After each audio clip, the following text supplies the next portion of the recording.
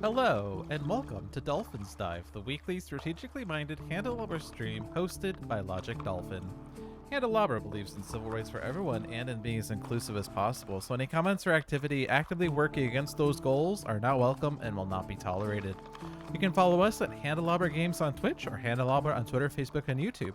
You can follow me personally at Logic Dolphin on Twitch, Discord, YouTube, or pretty much any avenue. Sentinels of the Multiverse, Sentinels of Earth Prime, Bottom of the Ninth, One Deck Dungeon, One Deck Galaxy, Aeon's End, and Spirit Island are all available on Steam, iOS, and Android devices, and One Deck Dungeon is also available on Switch. You can find more information on those games at Handelabra.com. But today is Dolphin's Dive. And today, I am playing Spirit Island, as I want to do. Thinking I'm going to do a 4-player game. Let's see. 4 boards, 4 spirits, any complexity, random adversary. Looks like we have no aspects today. We have Devouring Teeth, we have Sunbright Whirlwind, we have Keeper of the Forbidden Wilds, and we have Thunder Speaker. And we have France. Let's make it France 4, because, I don't know, higher difficulty or something. I'm reluctant to hit 5 or 6, to be fair. I guess 5 doesn't really change all that much, as you don't really remove enough blight generally in a single game for that to matter. And extra explorers, which could turn into towns. Inferior cards don't remove explorers, instead pushing, but it's also not really super relevant. It's not as bad as Russia, for instance. Let's just go with that. I feel like I spend too long trying to decide whether I should play a certain game or something different. So let's just go straight into it. We're not seeing any demo content today, but that is what the gods have given me, and that is what I'm okay with. Starting in the wetlands, and since this is still set up, they're only doing a single explorer. Oh, I didn't read the France card. I guess that's why the game started so quickly. I didn't do any reading, as I'd like to do. Well, let's finish the setup and then look at the game. It's nicer to have a visual presentation of the game when going over things anyway. So the Kingdom of France Plantation Colony. Additional lost conditions, sprawling plantations. There's a limit of 7 towns per player. Invaders win if you ever cannot place a town. So that is 28 towns, 16 still on the card. Stage 2 escalation, demand for new cash crops. After exploring on each board, pick a land of the shown terrain. If it has buildings, add a blight, otherwise add a town. And if your card distribution is 4 terror level 1, 4 terror level 2, 4 terror level 3. I guess it's technically not 4 terror level 1, technically, because the 4th card will always be resolved at terror level 2, but whatever. We have Frontier Explorers. Except during setup. After invaders successfully explore into a land which had no buildings, add an explorer there. Slave Labor. During setup, put the Slave Rebellion event under the top 3 cards of the event deck. This is the Slave Rebellion card. After invaders build in a land with 2 explorers or more, replace all but 1 explorer there with an equal number of towns. Early Plantations. During setup, on each board, add a town to the highest numbered land without towns. Add a town to land number 1. And Triangle Trade. Whenever invaders build a coastal city, add a town to the adjacent land with the fewest towns. So, if I could summarize France in one word, town. Or towns, plural, I suppose. Are there any coastal things right now? The only coastal cities are on 2, and none of those are... I shouldn't say coastal cities. The only coastal... I guess this is... Okay. That's the city that's being built there. That's the city that's being built there. Those are the things to watch out for, as that city will add a town to the adjacent land with the fewest towns. Which there are still some choices for that. Maybe not so much on D, it's either D2 or D5, but on B1, it's either B2, B4, B5, or H3. Okay. And town was added to the highest numbered land without towns, and a town was added to land number 1. So that basically means all the 8s have a town in them. Some of the 7s have a town if it started in 8. Okay. And the 4th card down from the event deck is the Slave Rebellion card, lest we forget, which we are probably going to forget. But we do have Thunder Speaker here, which makes setting up for the Slave Rebellion a little bit easier. Also Sunbright Whirlwind, which also pushes Dahan in various ways. I think also this Devouring Teeth pushes Dahan with the Defend card, so movement there. Also Sacred Sites here, move Dahan. Speaking of which, let's go over all of these spirits now. Spend 30 minutes that we do at the start of the game going over everything as we are wont to do. Devouring Teeth lurk underfoot, starts with a presence in land number 5. Special rule, territorial aggression. Your damage dealing powers do +1 damage. Innate power, death approaches from beneath the surface. Slow power, range 1, targeting invaders. If with 1 fire, 1 animal. If you don't have presence in target land, gather 1 of your presence, and then you can do 1 damage, 2 damage, 2 fear, 4 damage based on thresholds. Primarily fire and animal based, but there are some fire and animal on these presence tracks, which makes things easier. Sunbright Whirlwind starts with 3 presence, 1 in the highest numbered sands, 2 with the lowest numbered mountain. And special rules, a stiff wind at their backs. After you add presence during growth, push up to 1 explorer or Dahan from that land. And the innate power, Violent Windstorms, is a slow range 1 targeting any land. Push up to 1 explorer, then 1 fear, push up to 2 explore towns. Then for each invader pushed by this power, 1 damage to land was pushed to, and then 4 damage in target land. Primarily sun and air focus, with some on the presence tracks as well. Keeper of the Forbidden Wilds starts with a presence in a wilds on your starting board in the highest numbered jungle. Special rule, Forbidden Ground. Anytime you create a sacred site, push all Dahan from that land. Dahan events never move Dahan to your sacred sites, but powers can do so. 2 innate powers, punish those who trespass. Slow, range 0, targeting any land. 2 damage, destroy 1 Dahan, then +1 damage per sun plant you have. Then you may split this power's damage however desired between target land and 1 of your lands based on sun, fire, plant. Then we also have Spreading Wilds. Slow power, range 1, targeting a land with no blight. Push 1 explorer from target land per 2 suns you have. Then if target land has no explorers, add 1 wilds. Then this power has +1 range. Then this power has +1 range. Based on a variety of elements, sun, plant, air. Some sun and some plant on the energy track there. And very high energy gain towards the end. And also can place 2 presences per turn if you have the energy to pay for it. And then last but not least is Thunder Speaker, who starts with 2 presence on the starting board, 1 in each of the 2 lands with the most Dahan. Special rules, ally of the Dahan, your presence may move with Dahan, but sworn to victory. After placing Blight from a Ravage, for each Dahan that died during the Ravage, destroy 1 of your presence within range 1. And this happens after losing presence to Blight, in case that is relevant. Innate powers, gather the warriors, slow, range 1, targeting any land. This power may be fast, but gather up to 1 Dahan per air you have. Push up to 1 Dahan per sun you have, based on sun and animal. And then lead the Furious Assault, slow power, range 0, targeting any land. This power may be fast, destroy 1 town for every 2 Dahan in target land, destroy 1 city for every 3 Dahan in target land, based on sun, fire, and air. Cool. So as we said, Thunder Speaker is Dahan Spirit. Sunbright Whirlwind is about pushing explorers in Dahan and sometimes towns. Devouring Teeth is damage. And Keeper of the Forbidden Wilds is Shrek. Is pretty much how I've heard it, but very powerful, but also doesn't like Dahan. Basically does not discriminate between natives and invaders.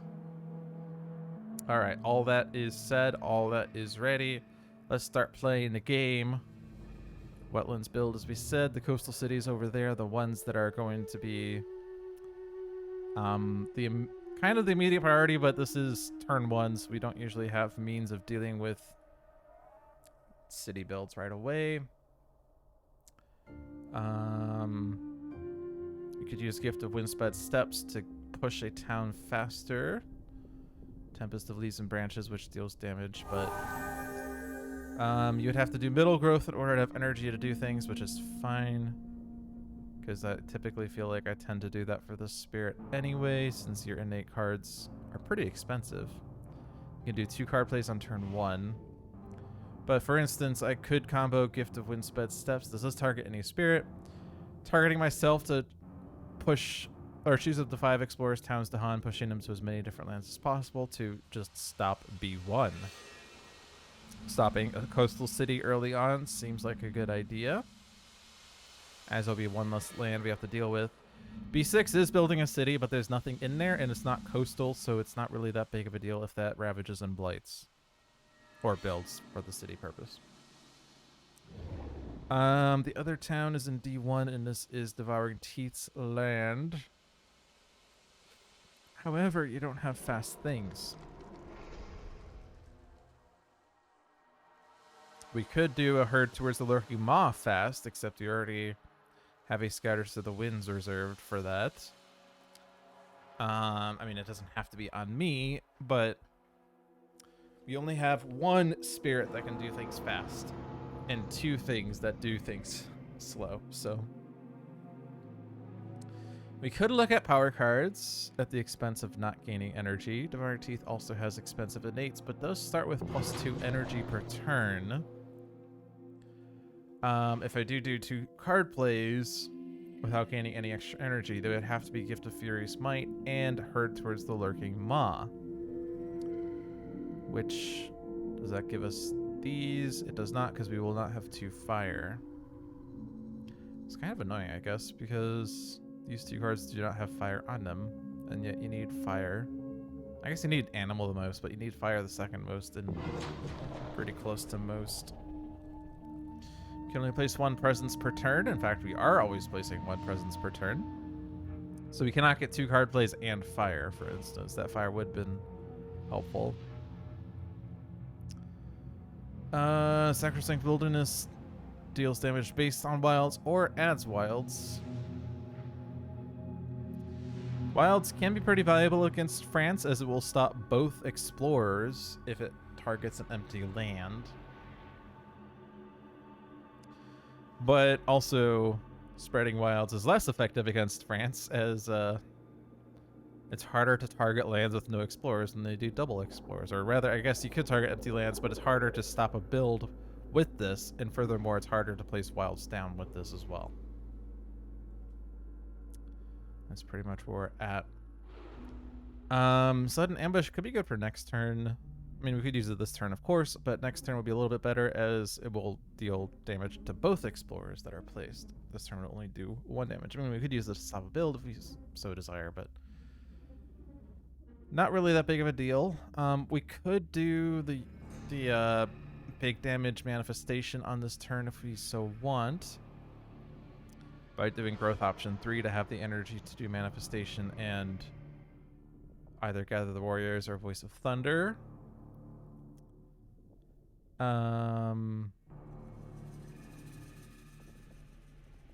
would kind of be nice to do it in a land with a city, which is either C8 or H7, but if I do Voice of Thunder, this only pushes 4 to Han. If I try to gather the warriors, I have to use a defend or sudden ambush, which I didn't want to do. And furthermore, it's not going to gather enough to Han anyway. And then both of these city lands are not really doing anything either. Anyway, there's nothing in there. So maybe I don't do manifestation on turn 1, which is weird.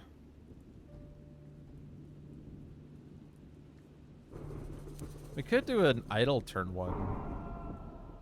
Go up energy track instead. Just like do middle growth option, go up to 2 energy per turn.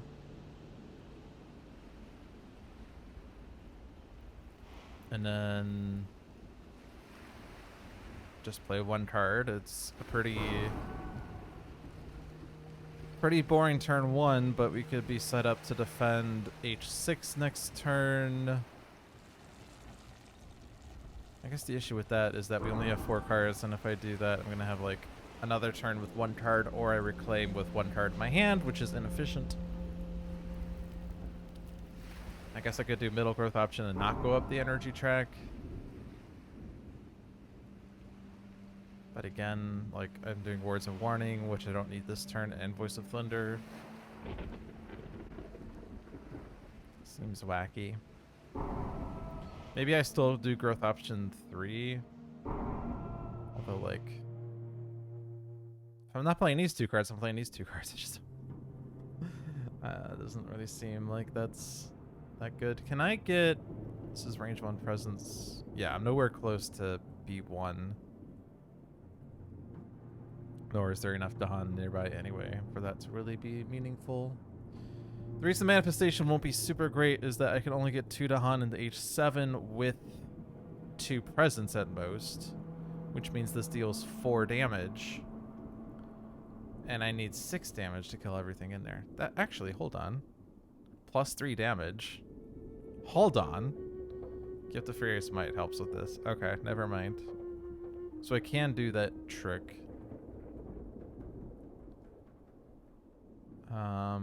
Yeah, so we'll do that then. Since I just realized I can do that. Let's leave the Dahan in H6 as they can defend and counterattack. And we'll do Voice of Thunder and Manifestation. Oh, also, we do have Town Destruction, so actually we do have enough damage. As we can destroy the town and then do 4 damage to the city and explore. Okay. We could also destroy the town in H8 and still have the plus 3 damage, which is fine. All right, 1 down, 3 to go. With Keeper, the general goal is to be able to do double presence every turn, which means we do need to have enough energy to do that on subsequent turns. So growth option 3 does add an energy.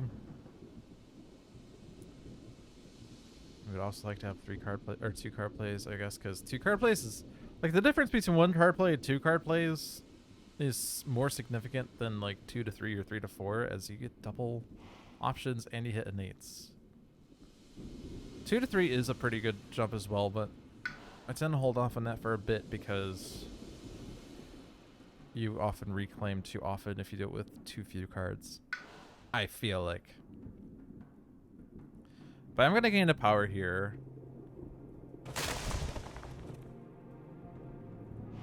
Before I place the middle growth. We're not reclaiming. We're not doing last growth option because I don't have the energy. So it's always gain a power.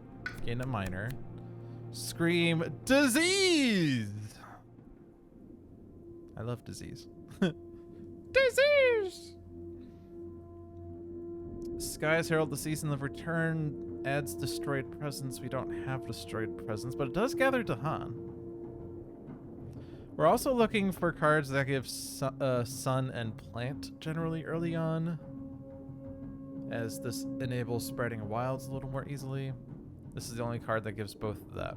It also pushes blight, which is pretty valuable, as this power and this growth option and this power don't like lands with blight anyway. This does remove blight as well, which is nice, but it doesn't have the plant on there. We don't get our innate plant until the middle of the energy growth. So the plant is valuable. All of our innate cards do have plant on them, that said, but... let's see. We also have strong and constant currents. But this targets a range 0 coastal land, which Keeper is not in and cannot grow to. Has to be a land with wilds or your presence.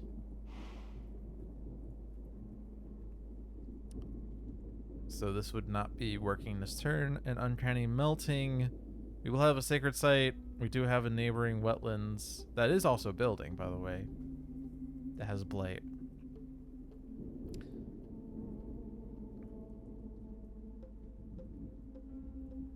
So what shall we do there?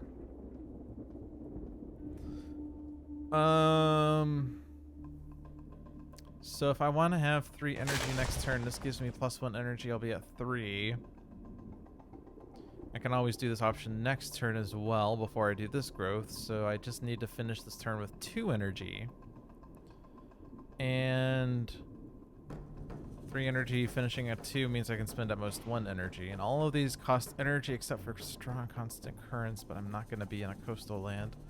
So it doesn't look like I'm playing 2 cards this turn anyway. Is there a spirit that's going to have destroyed presence? I mean, Sky's Herald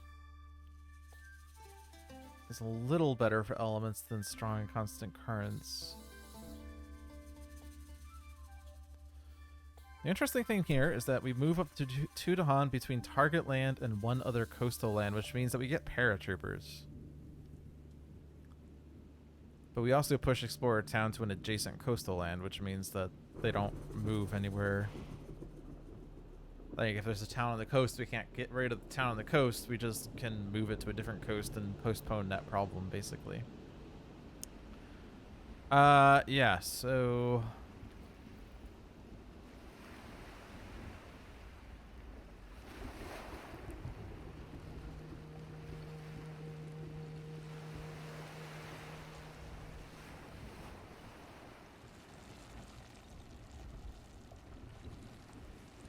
I'm gonna take Skies Herald the Season of Return, and we can be a bit loose with Presence Destruction.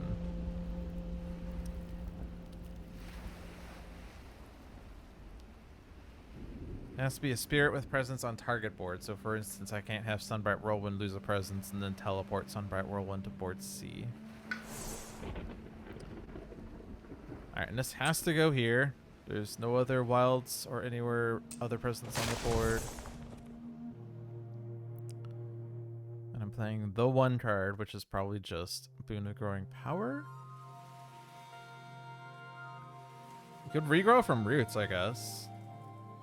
As C5 does have 2 or fewer blight.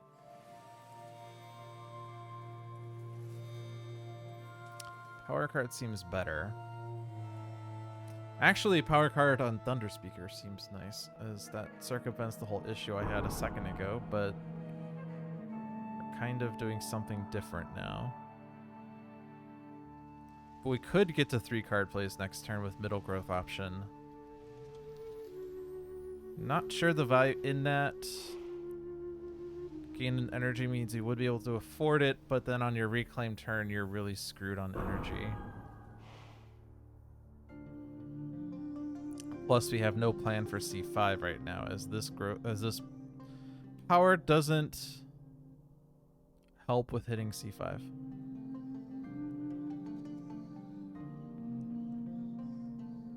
Although if I do regrow from roots, I also can't push an explorer out from there anyway, but...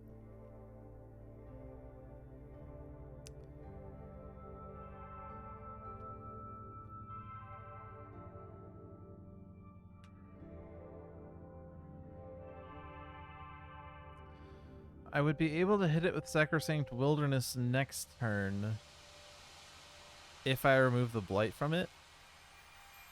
And that way I could save the Dahan and let it ravage.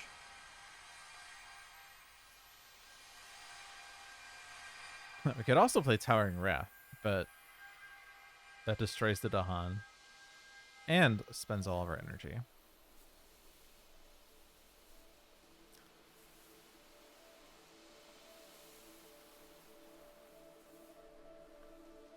Alright, I'm gonna remove the blight in prep for a Sacrosanct next turn to push the Dahan and then add a Wilds in there. Which means I'd be able to grow in there on a later turn. Okay. Devouring Teeth. We are going to use +3 damage. Maybe. We don't have to, but it would help Thunder Speaker.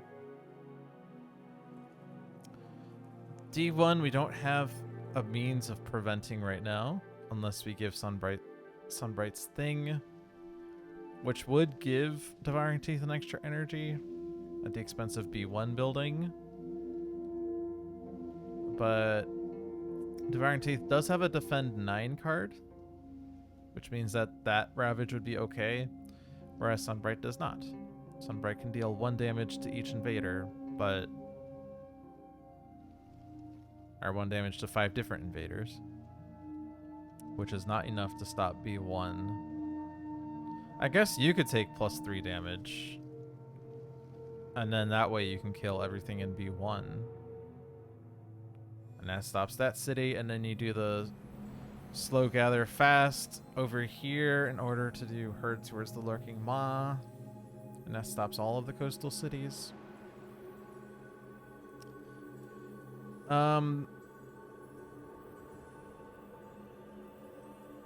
The only other coastal towns that would be a threat for a coastal city on a next turn would be the 2 jungles.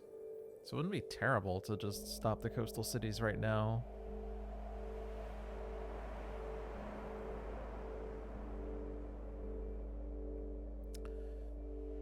So +3 damage and gather. Those are the 2 1 energy cards. So I could do middle growth option. So look at a power card.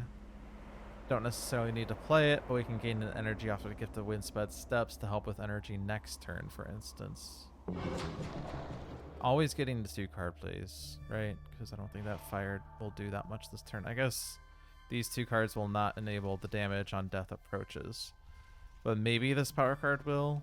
Maybe it's a fast gather. That's 1 energy. I mean, minor powers are only ever at most 1 energy. Okay. The only fast power is Blood Draws Predators. After the next time invaders are destroyed in target land, add a beasts, then 1 damage per beasts, counts max 3 beasts. It is a damage dealing power, and your damage dealing powers do +1 damage, and it gives me a fire. Not an earth, though. Which means that I would have to bypass Gift of Furious Might and play this one. Actually, wouldn't work either. None of these have earth on them, so actually for triggering this, it sucks. Okay.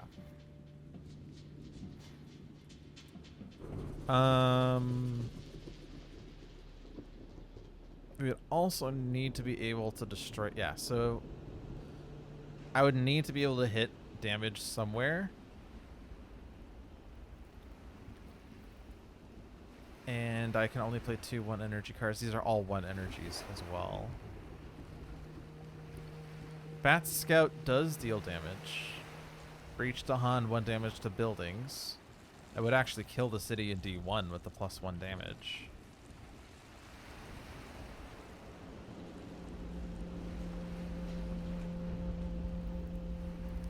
But it does nothing for my elements.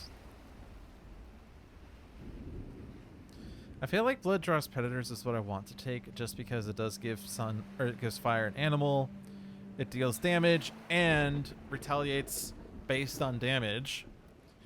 And it kind of combos damage, doesn't it? Because I get +1 damage on my damage dealing power, and then I get +1 damage on the Blood Draws Predators retaliation, which means I do like +2 damage in a single land, in a sense. So I don't think I'm doing it this turn, but it is good for down the road.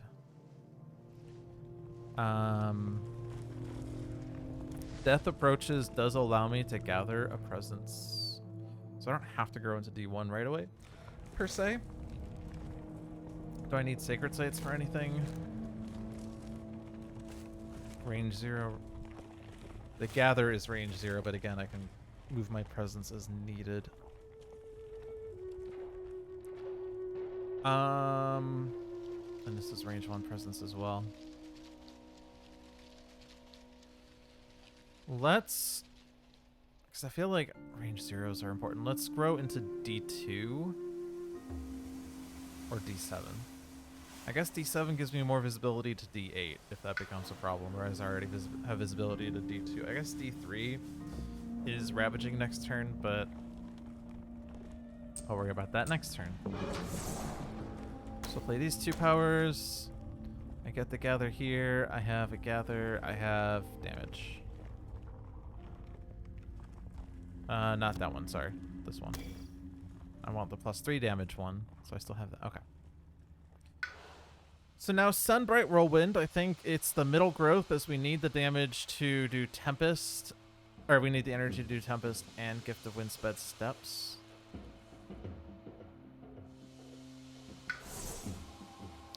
And I can push an Explorer town, or sorry, Explorer to Han after putting my presence down. This is range 1.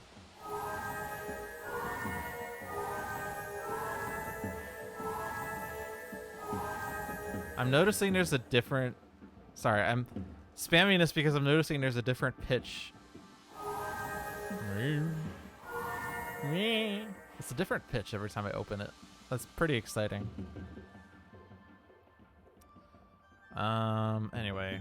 Neither of these are going to stop the wetlands. B1, everything in there is dead. I can push an explorer into there with my presence into B6, but then the next issue is the fact that B6 is, you know, gonna build a city and I don't have a defend there. But if I do have a destroyed presence, Sky's Herald becomes a little better. And pushing the explorer into B1 kills it with what we're gonna use. So it's less things to worry about in B6. I guess I can make a sacred site in B5 instead. But I think it's okay because I already have sacred site range to B1. Play these two. Fast gather push, damage everything. Alright. And I think that solves everything we said we are going to solve. Let's see how much I remember. +3 damage to Sunbright. Fast gather push to Devouring Teeth. Tempest in B1.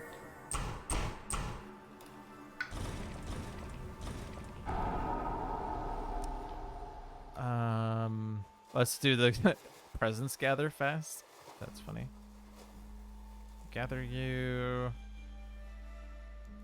Kind of want to group all the cities or towns in one place, so I'm gonna gather you into there. Stops that coastal city.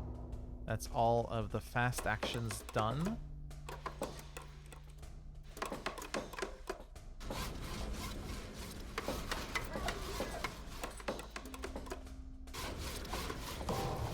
And they're exploring sands, so that D7 is an immediate threat.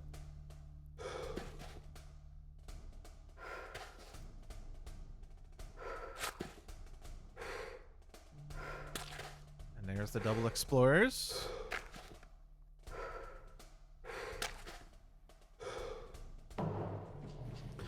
Now, when Branching Claw came out, which is where Keeper came from, events were still resolved on turn 1. So if we did have that active, we would have had Wounded Lands attract explorers, adding an explorer to a land with Blight right before they built. That would have been great.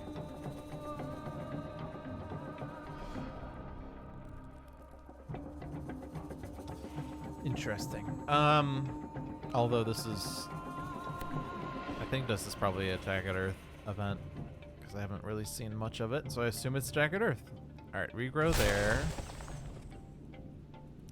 Target land has no explorers, adds a wilds, so adding that to C3 seems most valuable. Can't do it here, can't do it there, so it's either C7, which already has a town, or C3, which is already empty, and that would stop 2 explorers, basically. Okay. We want to do everything in H7, so we're going to Voice of Thunder the 2 explorers here. They are building in H8, so town destruction there would be nice, but my defend is already used up in H6 next turn. So Fear is to kill the town, Manifestation to kill everything else. Okay. So then we just have a presence gather and an explorer push.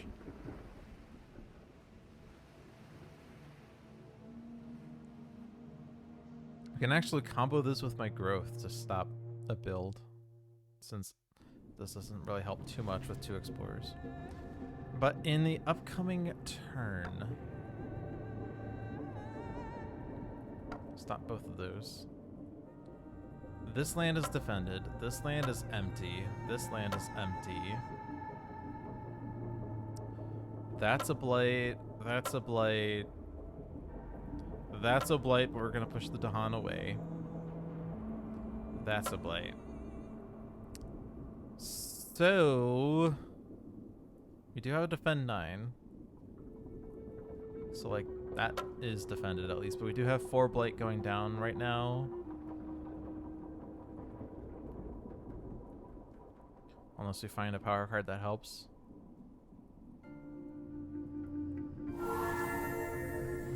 Sunbright is probably gonna get the 3 card plays. So maybe Gain a power card, get the 3-card plays, and then see what happens. But yeah, this stuff isn't fast. You can just give plus range to someone. Doesn't really help.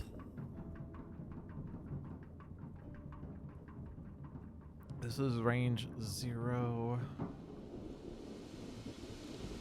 Could just gather into D1.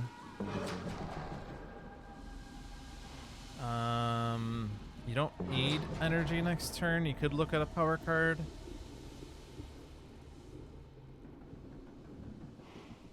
If we have fast damage, that would be nice, as we can combo it with Blood Dross Predators if needed. Because the defend power is a good defend amount, but it pushes Dahan, which means that it's not super great for killing invaders, which is what we like to do.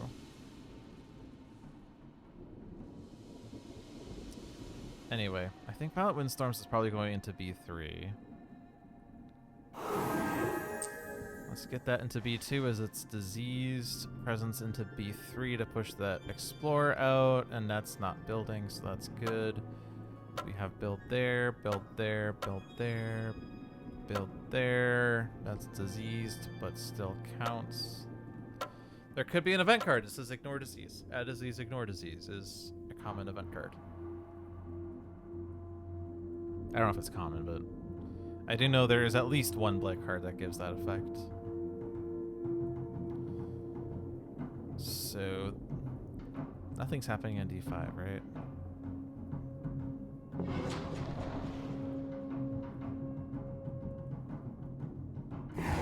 Go to that guy, I guess. Okay. So I do know Sunbright was looking at a power card. It's going to be minor.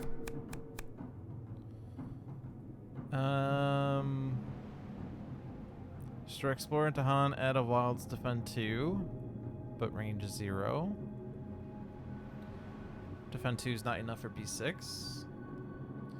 Once this turn, target spirit may repeat the lowest cost power card they have in play by paying its cost again. You may do likewise. 1 fear, 1 damage, pay 1 energy to deal 1 damage in an adjacent land. Here, add disease. Okay. Well, those aren't really super great. Razor Sharp Undergrowth does get rid of an Explorer, which stops one of the towns in B5. Because remember, they will convert extra Explorers into towns. For slave labor. And it does add Wilds, which means Thunder Speaker, or not Thunder Speaker, Keeper will appreciate. But it's not really great on elements, but a lot of these aren't really good on elements. We need air the most. And pretty much any air card will get us to the second threshold, which is better. And the only air is on Flesh Rot Fever, which isn't bad, but it doesn't solve any of the problems on the board right now, but none of these really do. So it's probably going to be that. Range 4 Presence.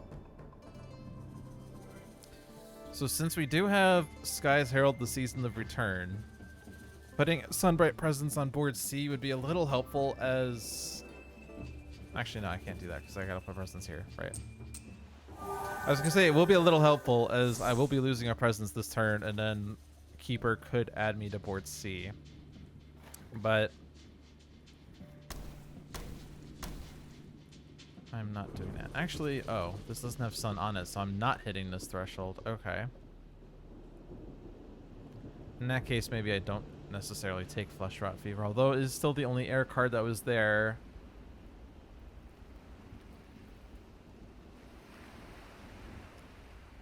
And the other powers aren't really super meaningful.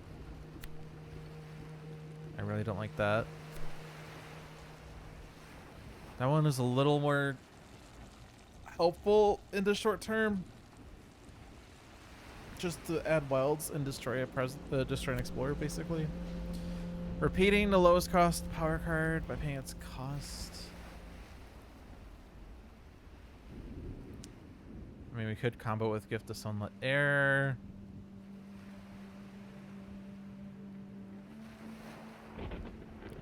Maybe that's more fun.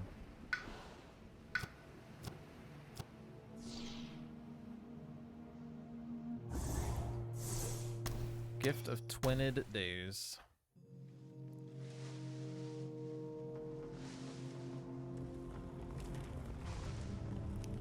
And bear in mind that if Gift of Twinned Days allowed you to repeat Gift of Twinned Days, I'm gonna call it Twinned because that sounds more fun. Cards that you can, if you repeat a card that says repeat on it, you ignore the repeat text. That is the official rule. So you cannot get infinite loops with repeats. Keeper's also gaining a power, by the way. First, we gotta do this. Which it makes sense to grow into there since I don't need a super stack. Then I can look at a power. And I can get to +4 energy, but I'm still going to look at a minor. That would have been nicer on Sunbright. Would have been really nice on Sunbright for that matter. Let's see. Again, we want sun and plant. We don't have both of those. Both innates prefer sun and plant for that matter. Shore Seethes with Hatred puts a Wilds down and a Badlands. Pretty fun. Call to Guard, however, does immediately solve C5. Gather up to Dahan, defend 1 per Dahan. Defend 3 is enough for C5. Which means I don't need to push the Dahan out with Sacrosanct Wilderness. I mean, I don't need... Okay, so when I said I need sun and plant, I don't really need the sun as much. I do have the innate sun. I need plant a little more, and this doesn't give plant. These two give plant, including the Shore Seethes, which is really fun. The Cult Guard does immediately solve C5. Carapace Land doesn't target C5 as there's no beasts in there. I could grow in there, though, to make that range 0 happen. And Shore Seethes just looks fun. And it gives me a fire, which helps unlock Punish. This is range 0 as well. Although it will have plus range if Sunbright targets me. Bear in mind, I would also like to finish this one with 2 energy to hit the double growth again, so whatever I do decide to do, I want to make sure I have enough energy, but if I am targeted with Gift of Sunlit Air, I'll get an energy off that anyway. Immediately solving C5 sounds fun, but adding a Badlands right before dealing damage at plus range also seems fun. Especially because C2 will Ravage next turn, so dealing 3 damage seems really great. I am assuming I'm hitting this, but I will have a plant off of this and a sun plant there, so I just have to play a sun card, which all of these are sun cards. So yeah, I will have that threshold for sure. So to defend C5, I need to do Sacrosanct Wilderness, not defend, but to stop the Dahan from dying. I guess I could do Sky's Herald just to gather Dahan, which seems weird.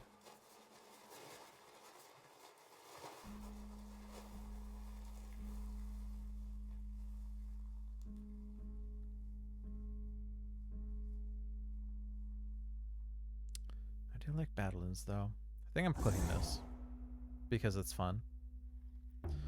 This adds a presence to a land without blight. So any land at all without blight.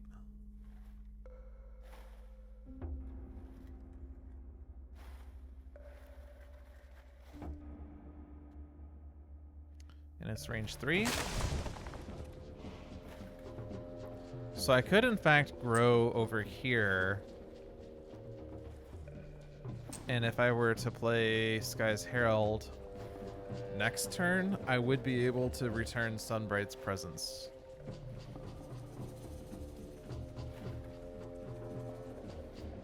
So let's do that. So I play this one. I play this one. I get Punish. But Gift of Sunlit Air gives me plus range and energy. Oh, but Gift of Twined Days, I repeat Shore Seeds by paying its cost, so I actually lose that. Unless I do this, unless I hit Keeper with this twice, which puts me at 3 energy.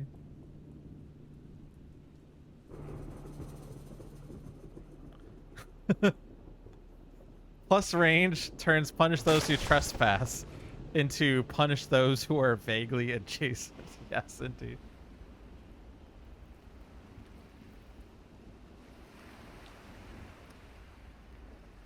The repeat on Shore Seeds seems really sick, though.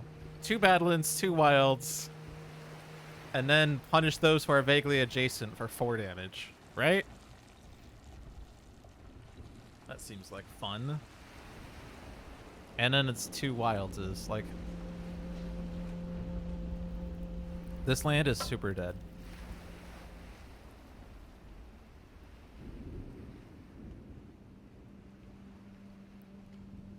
So that solves that. Still have to watch out for these builds that don't have immediate means of dealing with yet. This one's solved. That's a blight. Still, that will be defended. That's blighting, but not killing Dahan. That's defended. That's empty. That's blight. Okay, cool. Look at all these icons on the board.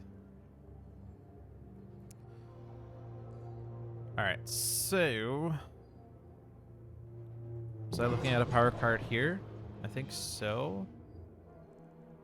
I think I was originally going to get plus energy off of Gift of Sunlit Air, but now I need to hit Keeper with this twice so that Keeper can do double presence next turn. But we can still afford both cards, and if I need extra energy next turn, I can do plus 3 energy off that. So let's look at another minor. I think it's too early for major still. Unquenchable Flames adds a Badlands. Isolate target land. Each invader does -1 damage. Let's see. So blood draws. Our plan was to defend D1. So I have to do that. Otherwise, it'd be nice to combo things, wouldn't it? I'm not hitting this innate though. If I wait, so I'm getting a fire. Getting a fire. This gives me earth and animal, so I need a fire animal in order to be able to hit the damage part of Death Approaches. None of these give fire animal.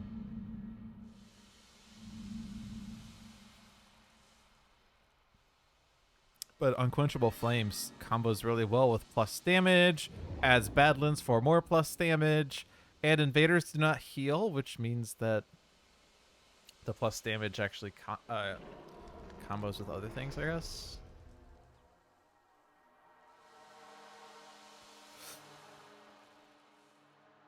If I play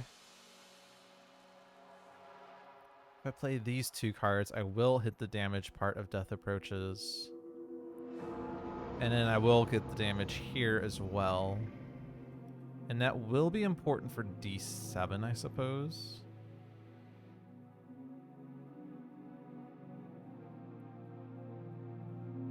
So I'm going to take Unquenchable Flames, but I'm not using it this turn. And I will take an animal, or sorry, take a fire. I don't think we're using that this turn. This is range 1 presence. Let's get the Sacred Site in D7. Do blood draws, do defend. We get damage here, which will be 2 damage, and then blood draws will also do 2 damage. More if I can get beasts there. But there's no neighboring beasts. So it's either the event card or Thunder Speaker, which is not gaining a power card.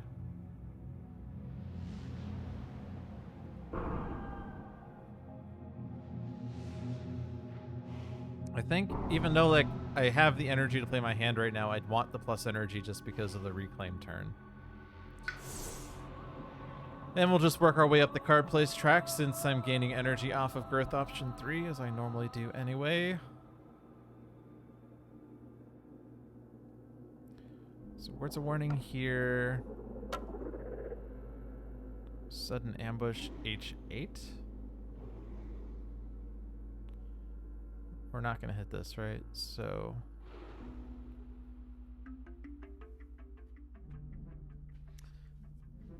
I could sudden ambush H2 and then defend that next turn.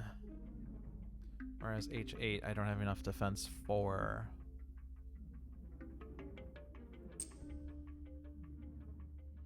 I'm just gonna stick it here because my presence moves with Dahan anyway.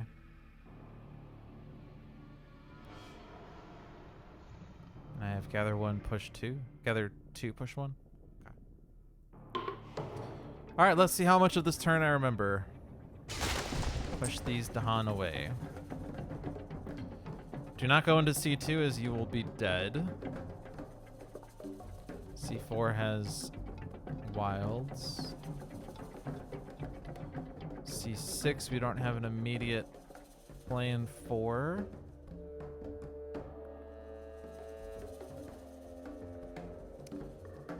I guess they're gonna go into. Let's put you in C1 so there's not a singleton there. And maybe also C6 there isn't a singleton there, as there's that very small chance that the event card will convert Singleton Dahan into towns that are neighboring cities. Alright, this targets D7. This targets D1. Let's get rid of singletons. Gift of Twined Days on Keeper. Gift of Sunlit Air on Keeper. Gift of Sunlit Air on Keeper. Okay. Sudden ambush. Wait, no, where's the warning? Sudden ambush, I would like to hit H. Oh, I guess I can gather this Dahan. Okay, that's fine. Alright, event card. On each board, after the first successful build action, add an explorer to an adjacent land without invaders. Eager explorers. Beasts chase off homesteaders. On each board, push up to 2 explorers or 1 town from a land with beasts. Hey, that stops some blight. At their gates demanding redress. 2 fear per land with Dahan and cities. Hey, we made that happen. Okay. So... Hey, it stops a build as well. That's cool. So here we push a town. Obviously not into D4 or D6 or C6. I would say D2 just because it's closer to me and it's diseased. And then this is pushing 2 explorers. And we can safely push one into B1. And then the other one could just go into B6. Not B4, not B7. Yeah, just B6. And then we get fear here, fear here. Not enough for a fear card yet.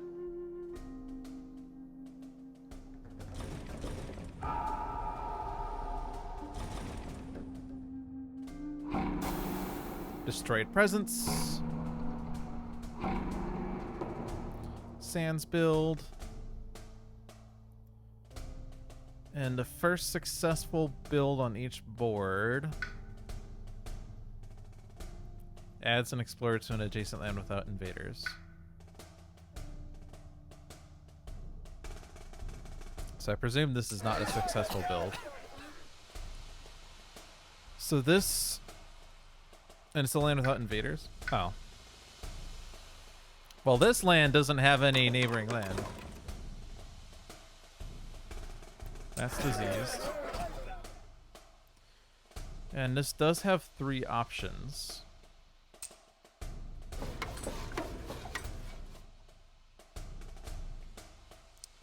We're inclined to put in H6.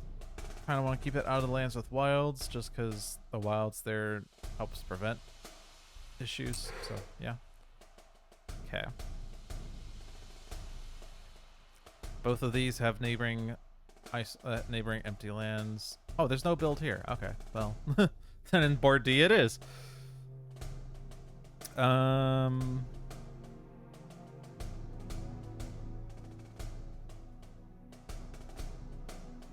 So this would have to be D5 or D6. This would have to be D5, D6, or B7.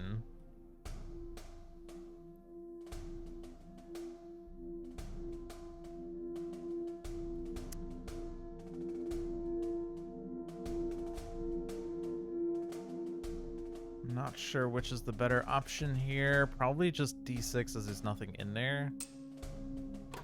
But extra explorers with France kind of sucks. Kind of sucks. At least it's not like Russia, right? They are exploring mountains.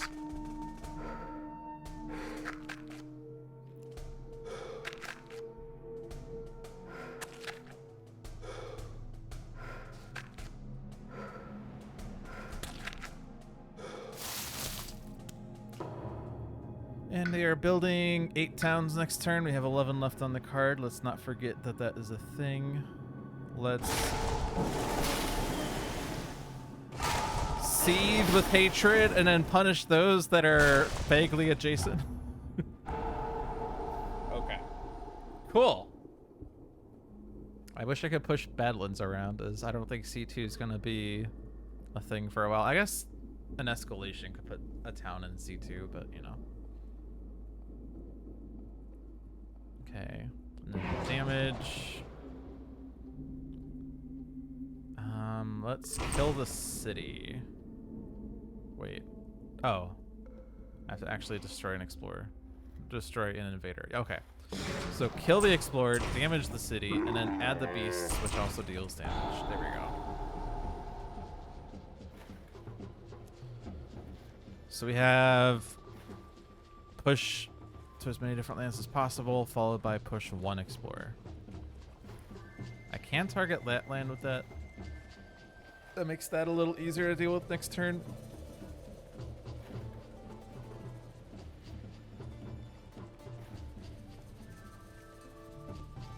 This one's not building, so it doesn't really matter that there are 3 explorers in there. We have the gather to push 1. We want to have Dahan in here.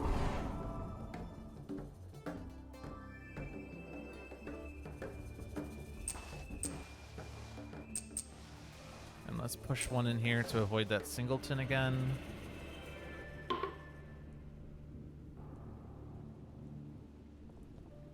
And spreading wilds, we have 2 sun.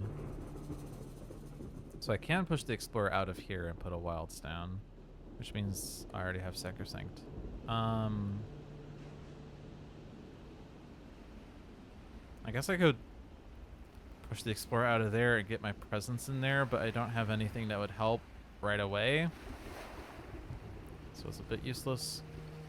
I would be able to put my sacred site in there and push the Dahan away and then get a destroyed presence. Maybe that's okay. Go there. Also, I didn't even notice, but this was like 2 range because of my plus range, so I actually could have done this at range 3. But I don't think there's, like, because this only pushes 1 explorer, I don't really think there's many useful places to stop builds with that. So my plan for D7, if I don't scatter this, is nothing. I don't have a plan for it. This is slow, this is slow, this is slow. I guess I will be reclaiming. I can take Gift of Windsped Steps back. But I guess this counts as a power I could do fast. I guess. I guess. So maybe that's a possibility. Is there any better candidate for scatter, though? This can target these lands, and Get rid of 2 town builds that way. That feels better.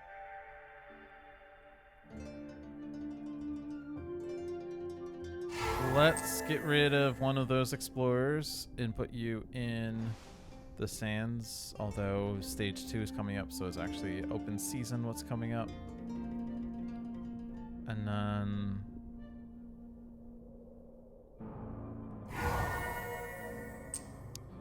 I will have defend 3. So that's defended. And let's put you there, I guess. I don't know.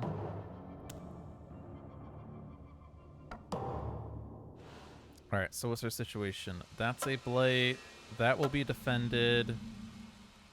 That's a blight, but we will get everything out of there. That's empty. That's a blight. We have a plan for that one, and those aren't doing anything. For this mountains build.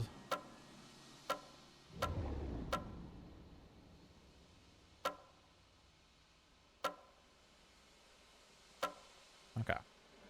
No coastal cities. 6 ravages, 6 builds.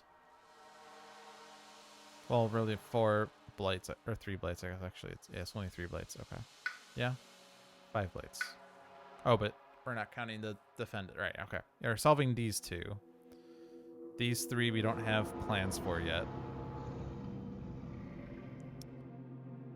We know Keeper's getting a power card. So let's do that. I want to get up to the plant before I start going up card plays track.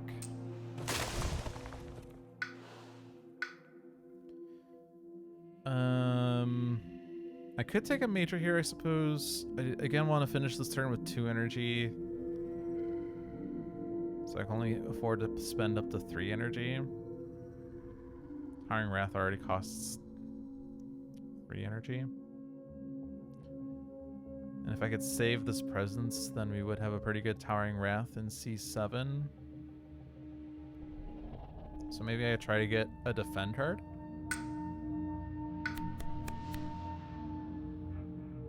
I get Steam Vents.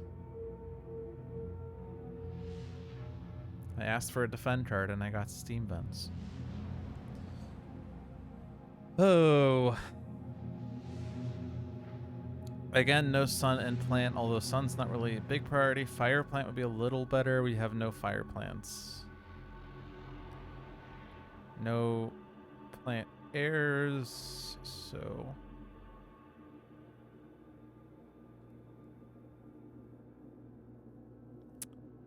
Encompassing Ward gives a little defense. And we might be able to repeat it. I'd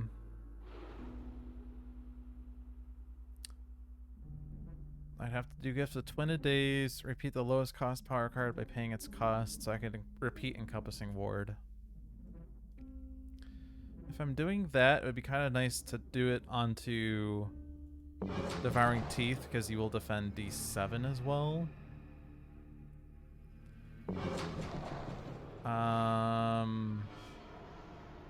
But you don't have the presence in C6, and you don't have the range to put presence there. I guess I don't have to do Sacred Sight in C6, especially if I'm defending it, so I could actually put my second presence in D7. Because that's range 3. And that is range 3, okay. So I'm not pushing Dahan out of C6 then. It does mean I'm not putting a Sacred Sight there, though, which means that I'm not getting a good Towering Wrath into C7, but I think the energy issue means I'm not doing that anyway. So it's going to be this. We put the presence there. We get a plant. So the defend one. And then we were thinking of doing this to put a destroyed presence back from Sunbright.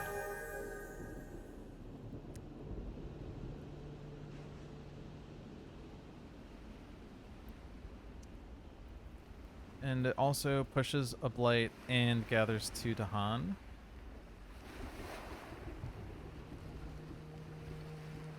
And it would have to be on board B, as it's a spirit with presence on target board. But the Sans Ravage is meaningless, and the...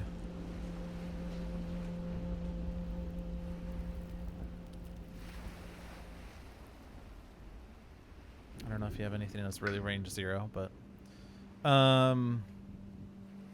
pushing the Blight out of B6. I guess pushing that Blight would not be bad, as then Keeper would be able to target it a little more easily. But there's also a power card consideration here. Let's click this one for now. So we're at 3 suns. This is still pushing only 1 explorer. Sunbright is reclaiming all, gaining a minor for Scherzies. Sun air. We have no sun. This is the only air, and it's a pretty good air one.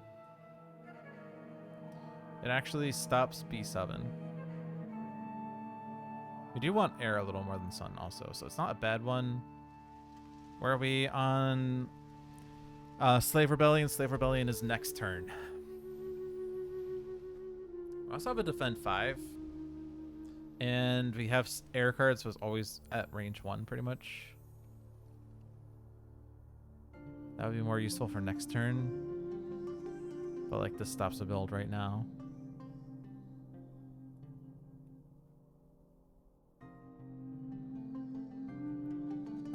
Okay, so Slave Rebellion next turn. Board B doesn't really have a good Slave Rebellion target. I guess actually no, there's B8. For the Ravage though, B2 is not building, and B7 is possibly not building if we Veil the Night's Hunt there. D5 is building, D8 is building a city, and I don't think we can stop that just yet, maybe. That's not building, and that's a city, and that's not building, and there's no Dahan in there. So for setting up so that Slave Rebellion not only gives us extra Dahan, but also deals with the Ravage pretty well. Not really that well set up. We do have a Slave Rebellion target here.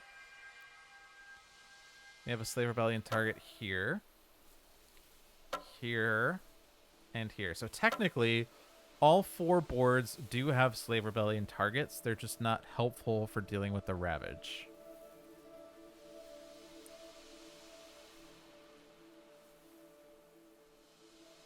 So, if I do let B7 build, that seems kind of foolish though, right? Because I can just solve that Ravage.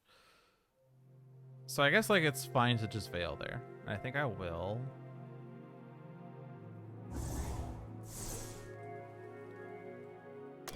So it's Veil. We want to do the repeat. And since I also get the repeat, the only way I can get a meaningful repeat is if I play the 0 energy one, because if I play a 1 energy right now, I can't repeat, because I won't have the energy to do it. So let's say I hit this one for now. I'm not committing to it, but it is the only meaningful repeat I have off of Gift of Twinned Days. It's actually a pretty good one, as it gives 2 energy and +2 range, so, you know. There's that. Alright, Devouring Teeth could gain another power card, as you are getting the +3 energy. And then that way you gain a power card next turn and you don't have to reclaim all. I think that's correct.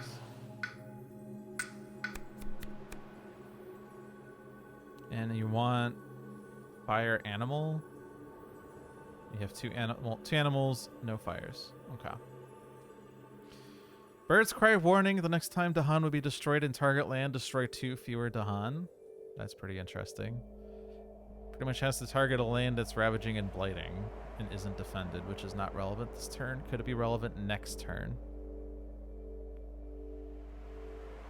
I don't presume so.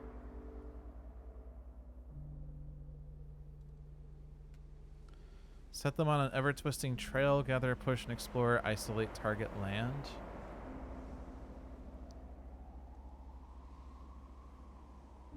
Isolating D8 is interesting. D7 is killing the town. There'd be nothing in B7. I guess it actually doesn't really stop visibility, but it's an interesting thought.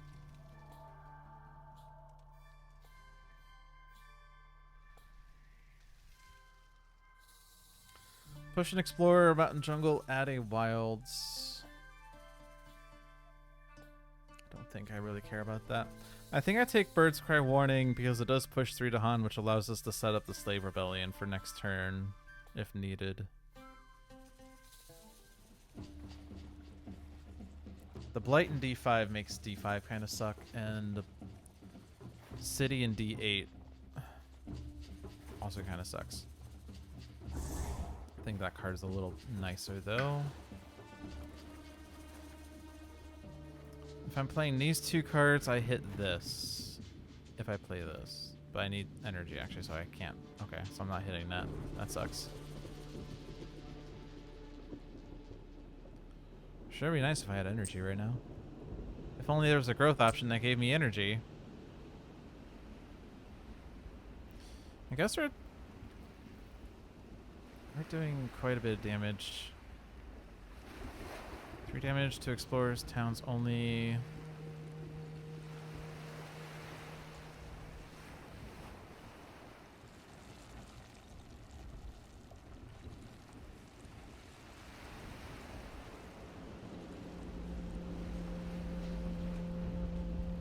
I'm sure there's some combination of ways to make things work. You might have plus range anyway. I'm gonna put myself in here. Okay. Thunder Speaker, Reclaim All, gains 2 powers. Both are gonna be minor for now. And you would like Air, Sun, Fire. There's Sun, Fire. I also like a little animal as well. This adds more Badlands.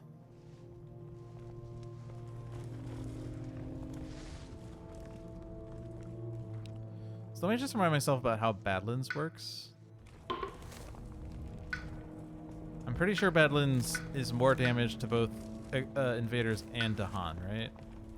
A token that increases damage 1 time in action damages invaders or Dahan. They stay on the board unless explicitly removed.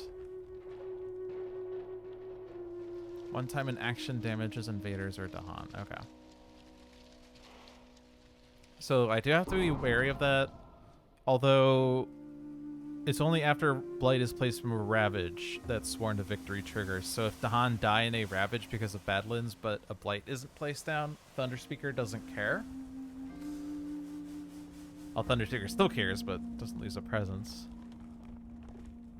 Let's put more Badlands down. Why not? And then this one. Hey, Badlands.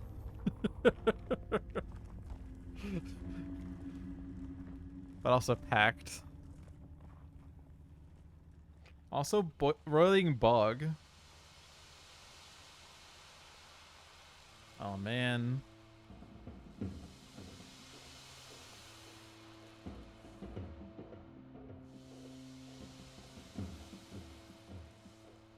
Let me double check. Slave Rebellion.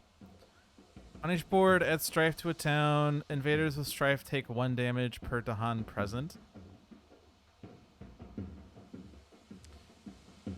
So Badlands makes them take more damage then, right? Because it's an action. Actions that damage.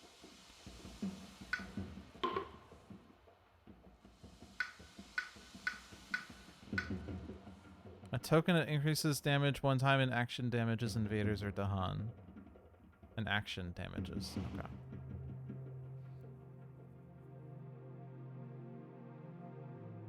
But we just clicked a card that adds Badlands.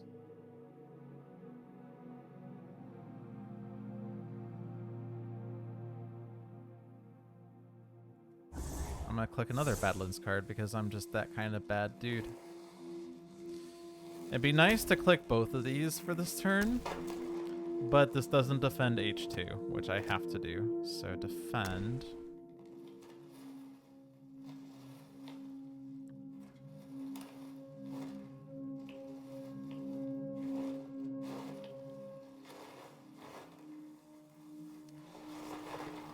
Words of Warning kills one of the explorers in H4, and the other one dies the Slave Rebellion, probably.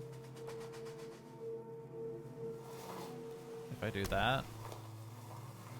As I could gather the warriors to get more Dahan in there. And that solves that ravage. Or solves that build, I guess I should say. So this is no longer Slave Rebellion target.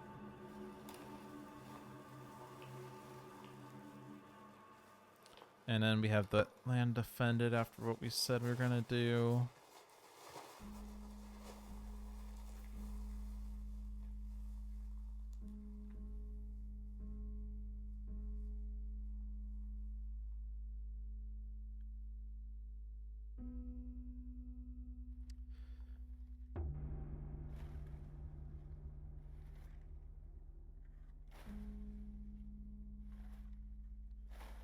Don't have a plan for C7 yet.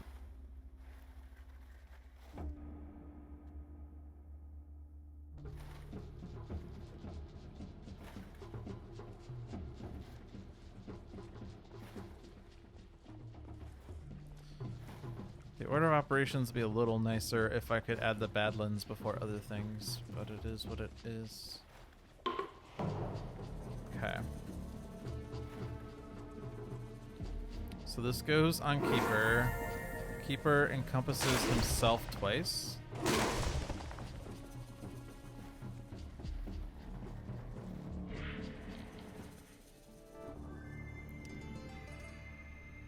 Veil. And that solves that.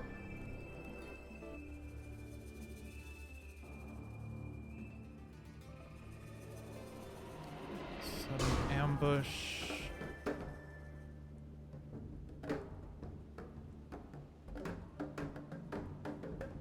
I don't want either of these singletons to be taken, but let's do this. Words of Warning.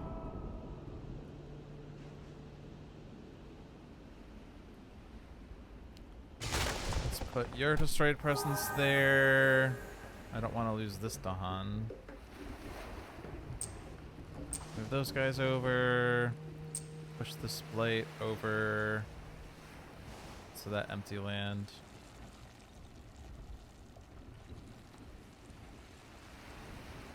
So which spirit wants energy and or plus range? Well, I don't think we need plus range, but energy on Thunder Speaker would be a little nicer. So that next turn you could do double growth. You don't need energy that much.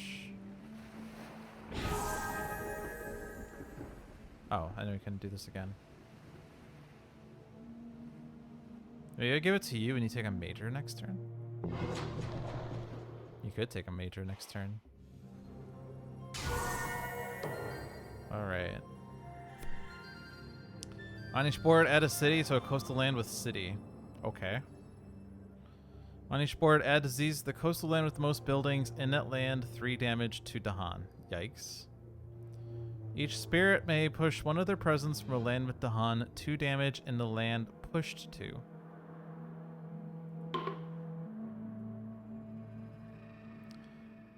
Well, that really sucks there. And we're also losing Dahan. Oh, man. We have a Fear card. Fear card's not terribly likely to help out here. So much for Slave Rebellion being nice there.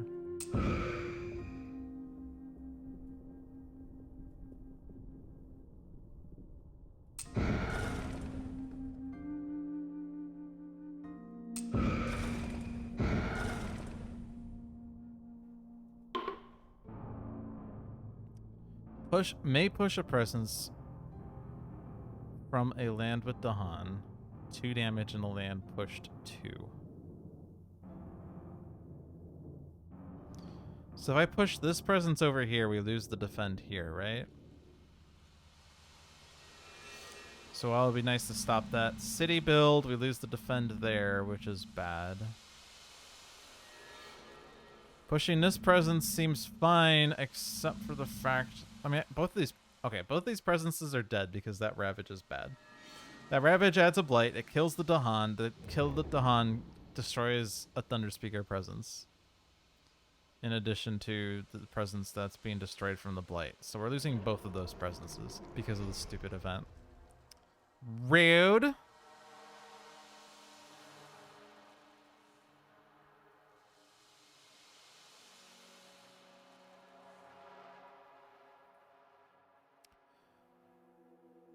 Okay, pushing into here does stop D5. We could also kill this town, stopping the city from building there.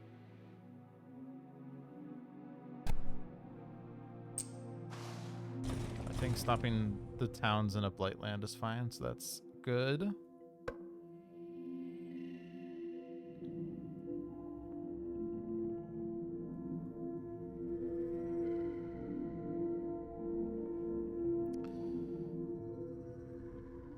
I could stop this build with Thunderspeaker.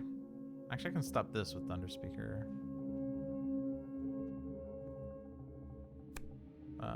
You, there. Not stop it, but stop the city, which makes it easier to deal with.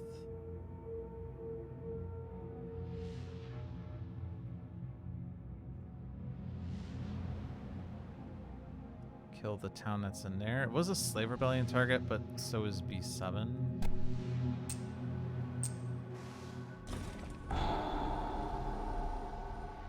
I guess my original thought was to stop that build, but it's a Slave Rebellion target, if anything. So the only one left is you. But I don't want to move either of these presences. Oh, but I can move this one. Okay. You can go in there and stop that build.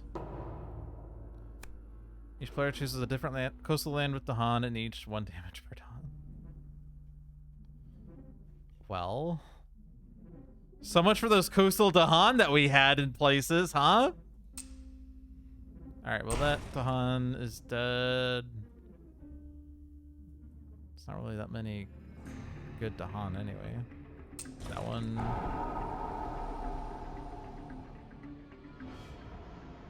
That land's empty.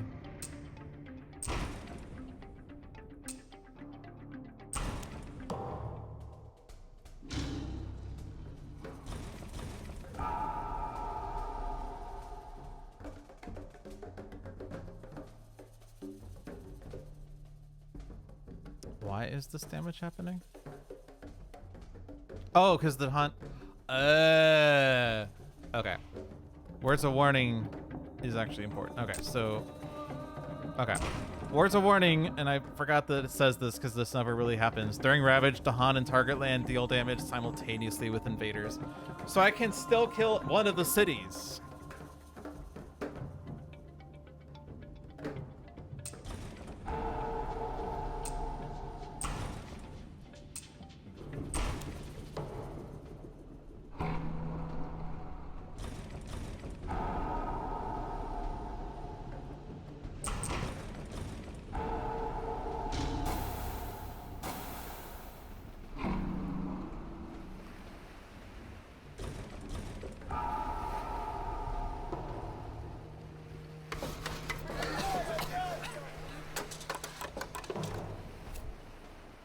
Still, so there's no escalation.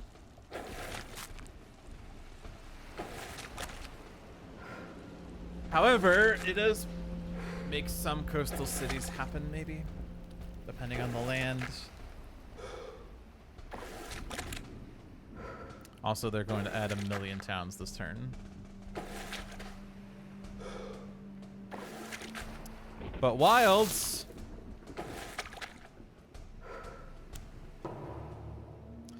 Currently building 15 towns. Hey, we're not losing.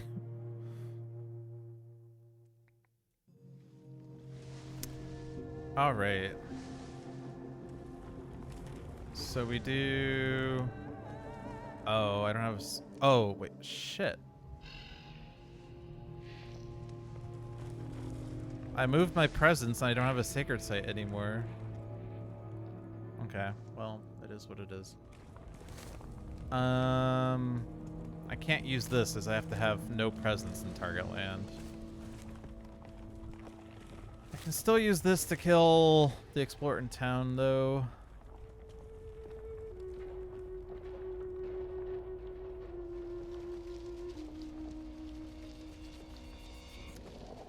This is pushing an explorer. Yikes. Okay.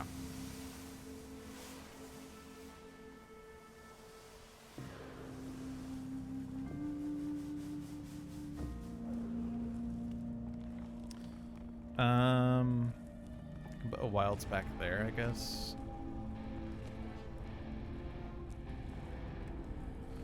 It's one city that's building. The city is here. Yeah. I could just let this land be screwed and stop the coastal city in D1. Is there a nice, easy way to clear all these icons? Probably not.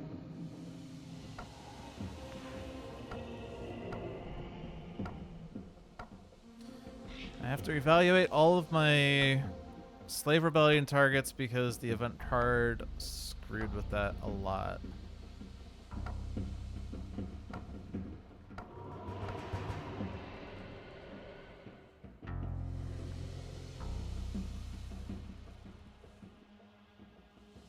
So I can create a Slave Rebellion target here by making a Sacred Site. Sacred Site would have to be here. Pushing it probably into C7, although C1's also a cool target, as that will stop that Ravage from being an issue. So it's probably going to be here.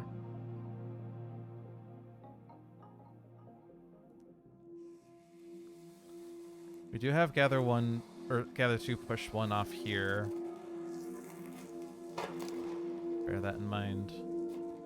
Slave Rebellion target here. There's no towns other than here. So we'd have to somehow make that a Slave Rebellion target.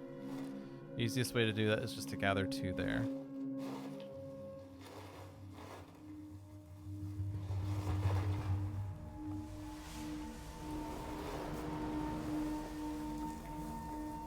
This is still a Slave Rebellion target. It's the only town on that board. There are a lot of towns here. And Bird's Cry Warning does provide for a lot of Dahan.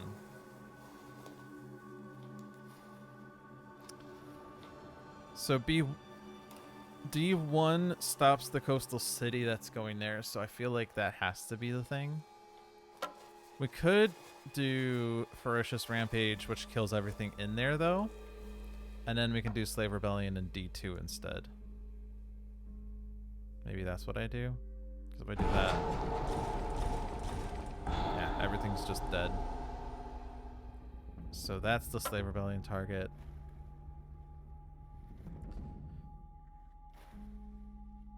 And I'm probably just going to gather myself into there. I can't save myself from D8, which is fine because Destroyed Presence isn't bad in this game. Does suck that I lost my Unquenchable Flames this turn, but that was my fault.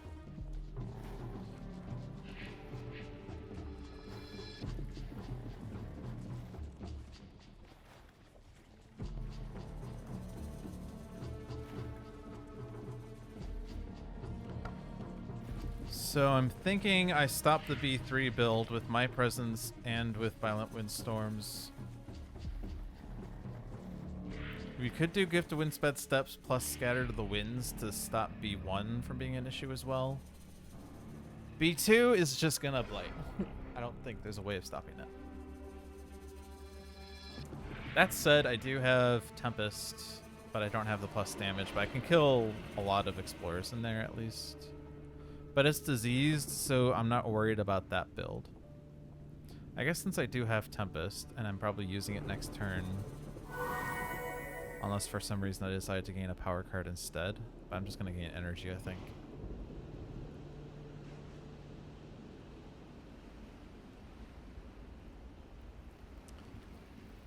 But Tempest will solve something. Probably just B1. Put presence in B3 to push that explorer out, probably into B2. Keep them all grouped together. Tempest B1. That's probably what I'm going to do. So this was the only valid Slave Rebellion target, so let's go ahead and gather the Dahan.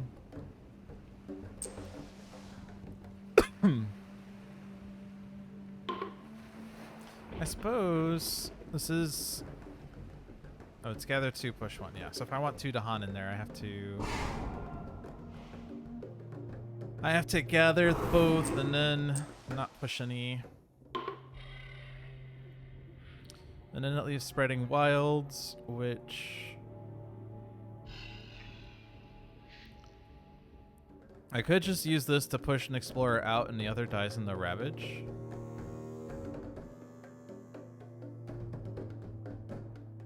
And that stops that coastal build. It doesn't put a wilds down, but it does stop that build.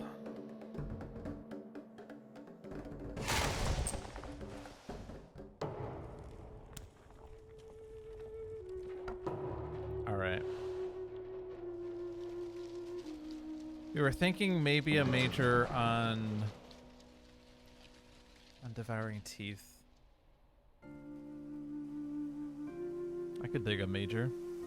We're using Bird's Cry Warning for D2, so pretty much... Yeah, this has to be 4 energy to be able to play it. Cast down.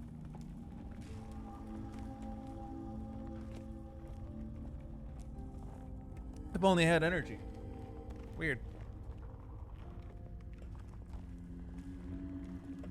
It's almost surely settle, right? I won't have the earth though. But none of these give earth other than cast down. Your presence may count as Badlands and Beasts. And that's pretty much it.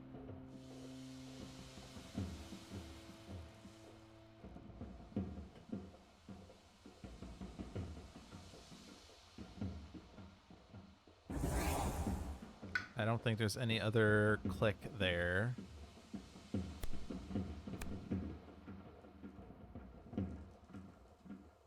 And I'm probably forgetting Herd because why would I gather an Explorer town when I can just kill it? Always be killing. It'd be nice if it put a Strife down in the coming Slave Rebellion, but whatever.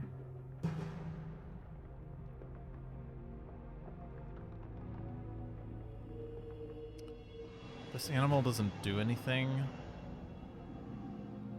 At least not this turn, so I'm just going to take this energy in advance of the reclaim turn. You don't need Sacred Sites this turn. But let's just make one anyway. And then you have it. I guess my presence counting as Badlands and Beasts might impact something. So let's decide on that after we do the rest. This is not that one. It's going to be energy. And we're using this presence to get this explorer out.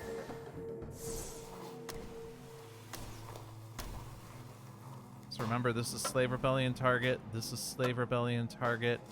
This is Slave Rebellion target. This is Slave Rebellion target. As for the mountains ravages...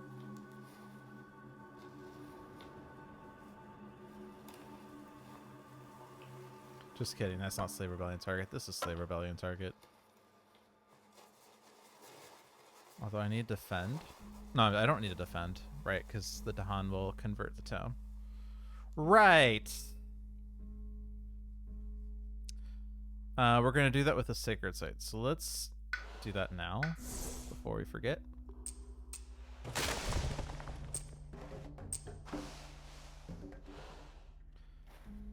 right, and next turn is a reclaim turn, so I'm not going to need this growth next turn. But I have 4 energy right here, so I need to gain a minor.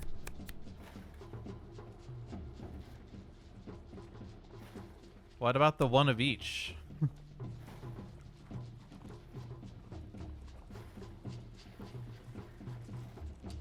I want the works. Give me a fear, a damage to the Han, a badlands, a beast, a disease, a strife, a wild, and a blade. Unfortunately, it's slow. Otherwise, it'd be cool to put that strife down.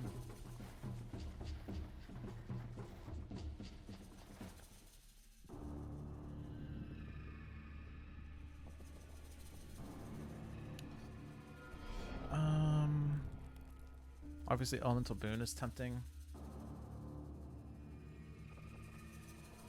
Elemental boon would give an earth over here, probably. Earth, fire, animal, millions of damage, and hits this innate.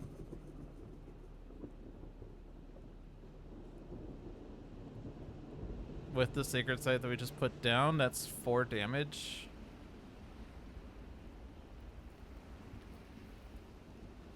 It's pretty cool. And also we get this, which will deal millions of damage as well. So maybe it's that one.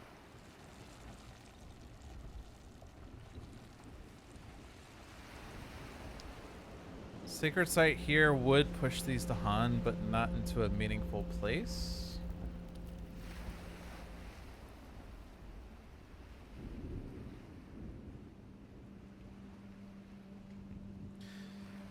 I guess I could settle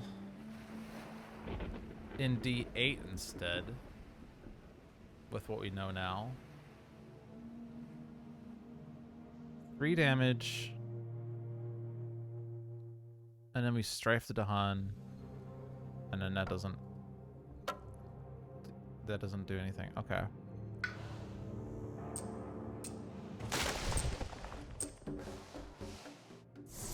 I don't even need both Dahan in there, but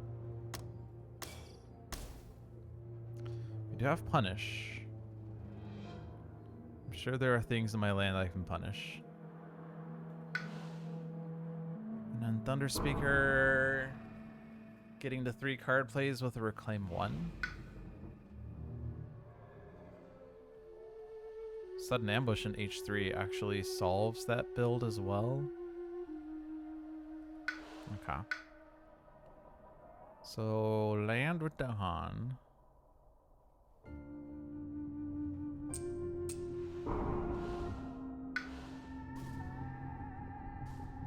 We don't have a big Dahan army, which is annoying.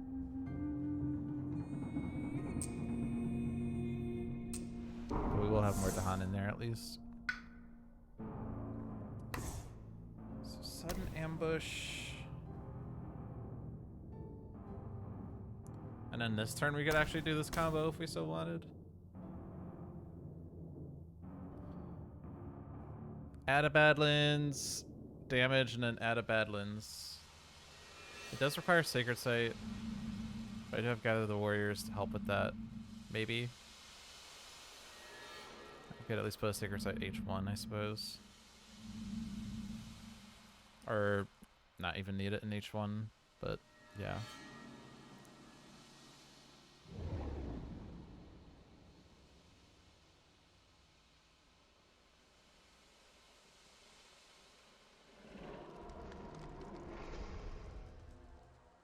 One second.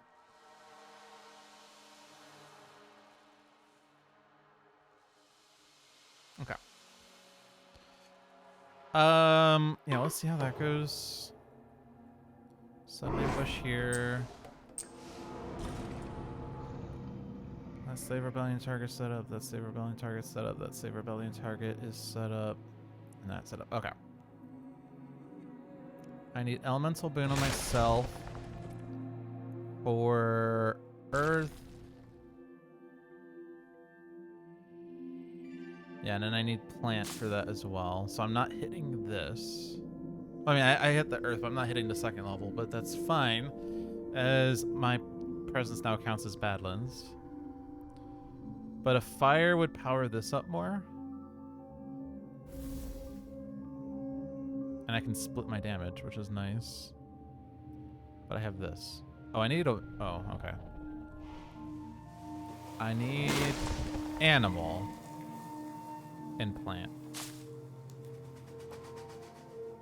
And if I want the damage from there, I guess the damage there is more meaningful than the damage here. +1 damage. This would be +3 damage, I guess. But being able to hit this with this is going to be 3 damage in here. Ultimately 4 damage with my plus damage as well.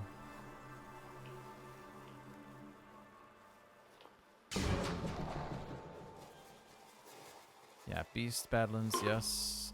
Damage here.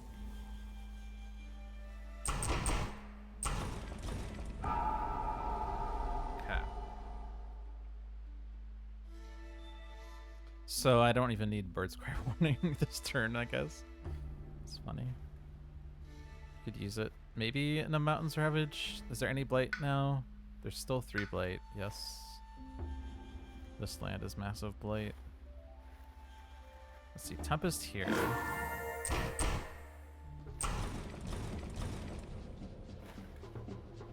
I guess one small problem is that B2 is not building this turn, but next turn it's building 1,000,000 towns. No, it's not. I'm just kidding. Coastal is building this turn. I don't know what I'm talking about.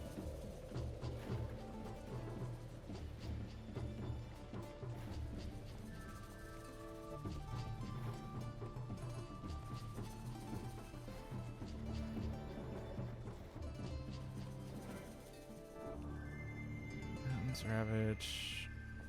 So where is it? 3 Blade. But that's not doing it, and that's not doing it, and that is. Okay. So it's just misleading at that point. Bishop to 3 to Han.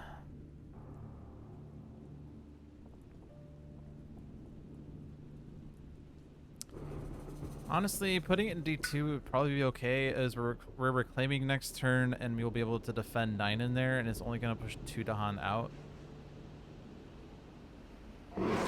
So let's push those guys in there in prep of defending their next turn. Now, make us power fast and also gain 1 energy. Thunder Speaker, probably. I don't think we need this fast for any reason. We could do this fast and capitalize on damage, although we don't really need it. We can do this in the slow phase. It's not really going to change anything. We're not getting enough fear to get a new fear card if we do it fast anyway. That doesn't gather. That doesn't gather. We'd be able to spread wilds fast.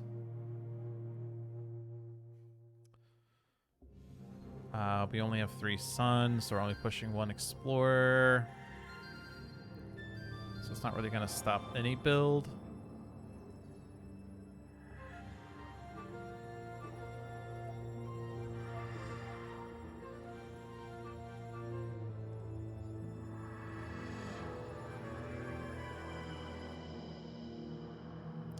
I suppose I could have done this on myself. I do have to go back a bit. I have to go back to Tempest because I could use Tempest in B2. Violent Windstorms in B1. So if I do this, I do this.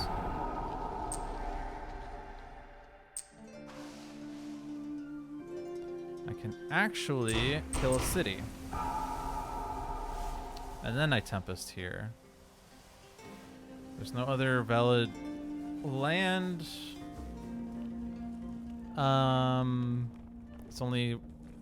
It's range 1 from a sacred site. So yeah, this is the only real place I could do it in.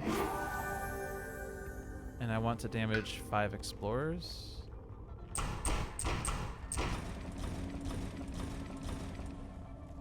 Okay. That feels a bit more meaningful than what this was maybe thinking of being. Do this again.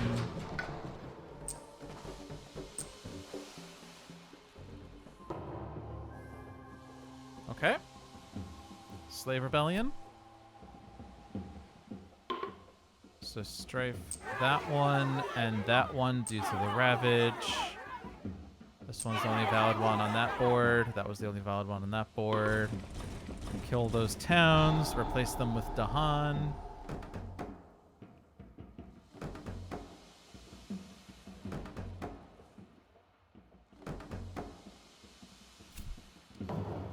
And the new event, search for new lands.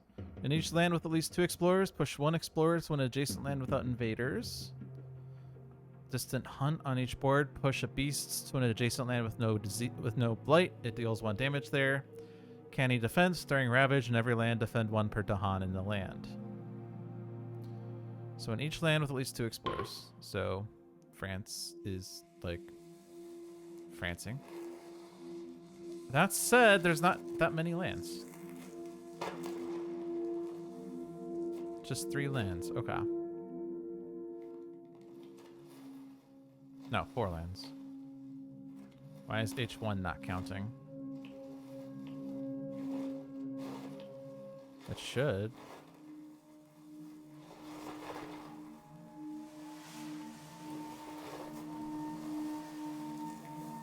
Push 1 explorer to an adjacent. Oh, right. No, it doesn't count because the neighboring lands all have invaders, so it doesn't have a land to push to. Okay.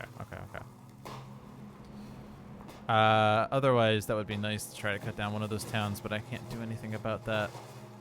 Now, the beasts are also damaging to an adjacent land without blight.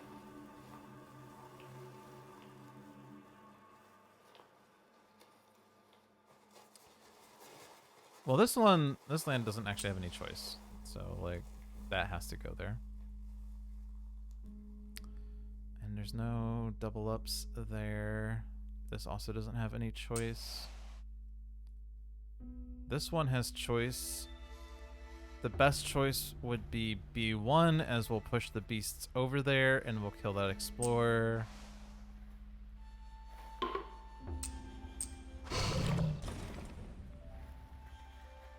I suppose we could have tried to combo it with this beast, but it's not going to kill the city. And we don't have any other damage left over there, I think.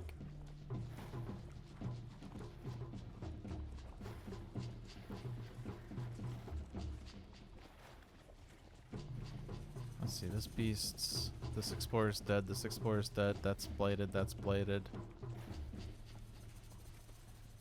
So it kind of sucks for that beast. This guy...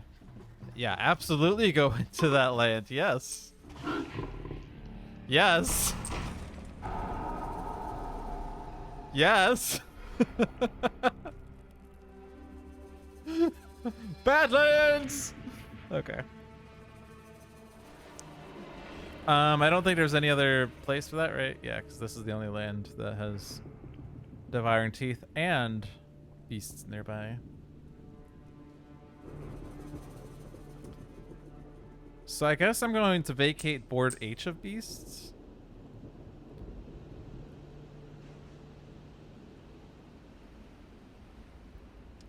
This guy's dead in a ravage.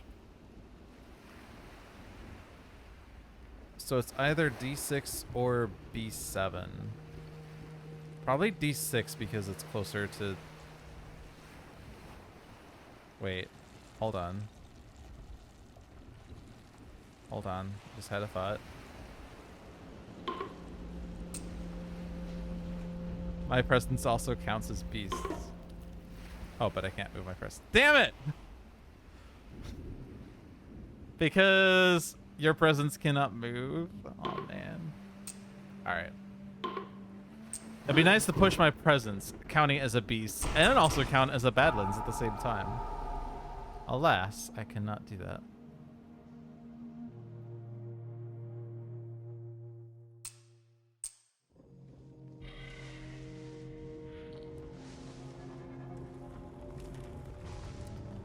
this beast is useless, really.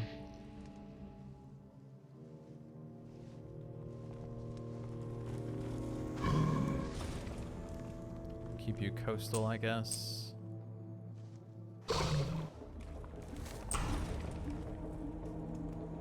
Oh, now I can push this beast. But why? Whatever. Keep that beast there, I guess. No, actually, I want to keep the one with the city. So let's do this again.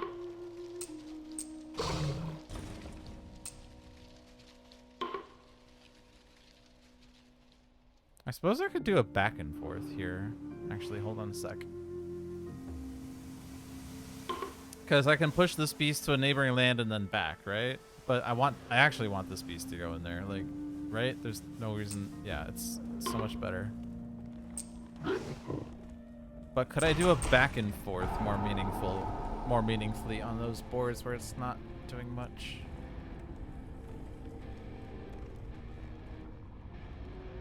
This can't go to the neighboring boards. This one,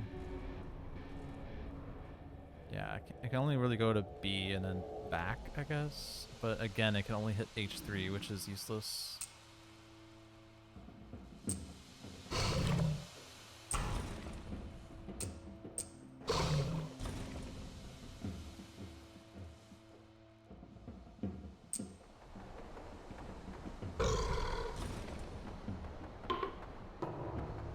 Okay.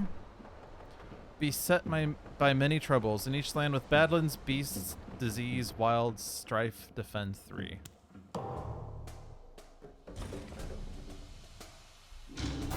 Still not enough defend. Alright.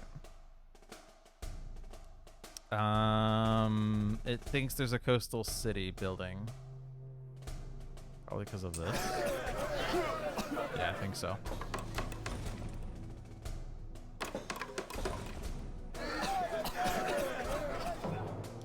And they're exploring sands.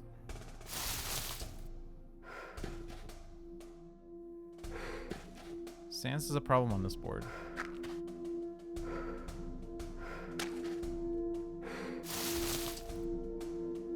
Okay. They didn't explore there.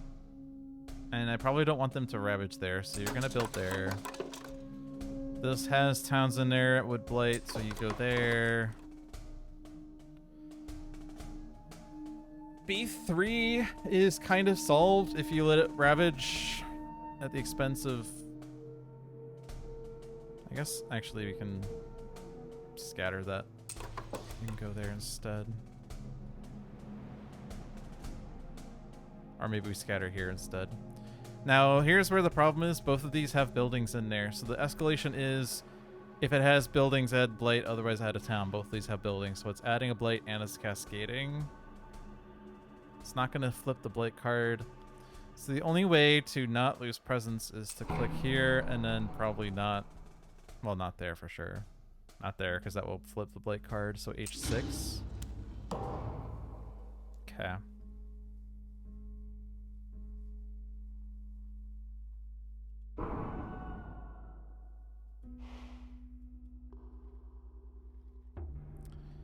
So, I can still do 1,000,000 damage here. I think I like that still. Yes. It counts as everything, yes. Oh man, settle into hunting grounds on Devouring Teeth is so good. We do have information here, I guess, that I should consider, but I'm pretty sure there's no other good place for that anyway, so. Yeah, let's think. Who wants this power card / energy? Probably Sunbright Whirlwind. There could theoretically be a world where you don't reclaim next turn if you gain a power card and only play 2 cards, but I feel like this Ravage is pretty significant. So give it to Sunbright, gain a minor. You have a lot of Sun air cards. That's pretty cool.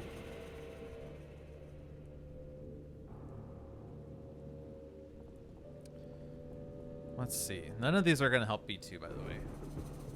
But we do have a reclaim here, which means we can get the +3 damage back. That one. And we can do Tempest next turn. And that will solve B2.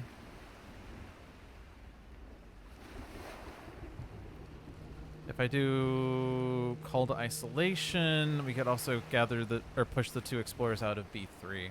I feel like it's Call to Isolation. Has more range. Pushes per Dahan. Like, the upside of Enticing Splendor is that it gathers more Dahan. Like, this is gather, this is push, is kind of the big difference between the two, but also this has to target land without Blight, also range 0, whereas this is range 1, and pushes more things if they're invaders. Pushes more invaders, yeah. So it's gonna be that one, right?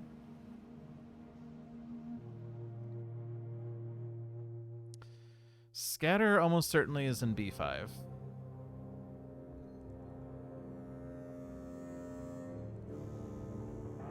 The only downside to that... Actually, it's not really a downside because B7's not building. I thought B7 was building because I'm not paying attention. I will have to put something in B1, but that's probably okay. Let's think about this. We have add a Badlands. We have 1 damage if there's a Badlands and add a Badlands. However, this requires a Sacred Site. I would like for it to happen in H2.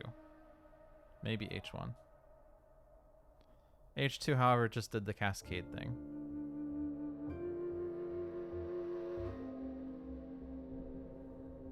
Annoyingly, though, I need to get a Sacred Site close. Okay, I don't have close range. This is gather 2, push 1.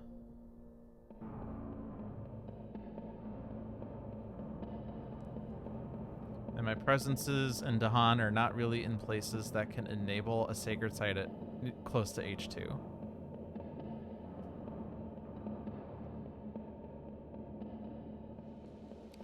So my best bet is going to be H1. Although that's not a mountains or a sands, so that sucks.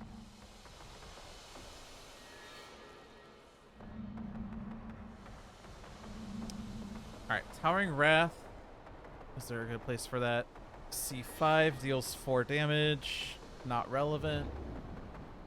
C1 kills the Dahan. But that is ravaging. I also have a Punish. Dealing 2 damage. 2 damage in D7. Actually, it's plus damage because of the Badlands from Devouring Teeth, but it's not relevant.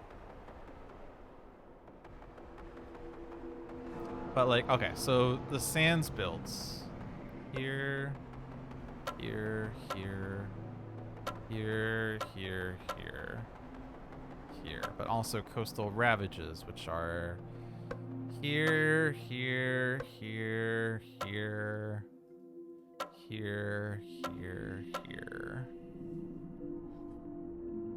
It's a lot of things to look at.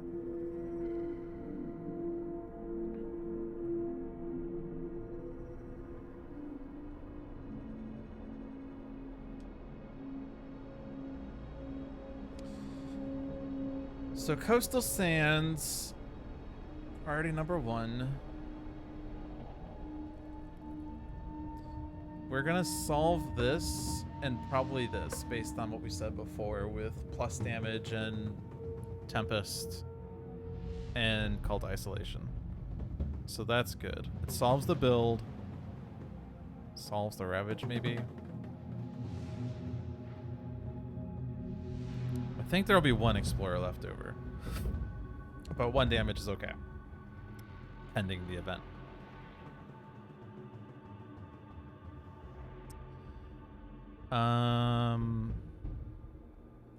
This sands I would really like to be able to deal with.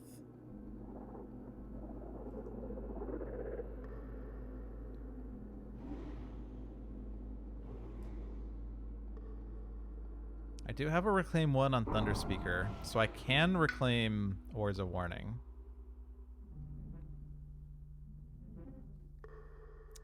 But Words of Warning is only defend 3, and I can only get 1 Dahan in there. So it doesn't immediately solve that problem.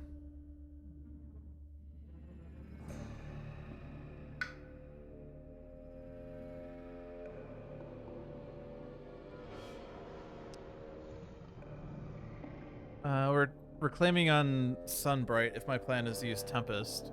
So, given that I'm reclaiming, we will have like Gift of Sunlit Air or Gift of Twined Days or Veil the Night's Hunt, but we don't have range.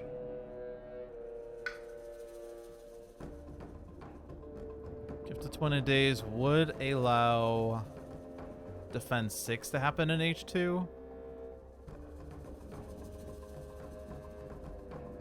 No, it won't, because I have to repeat Voice of Thunder unless I don't play it, which is possible.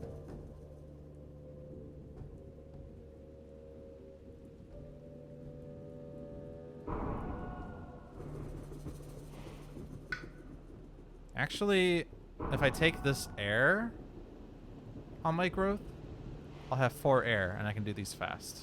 And that makes this so much easier.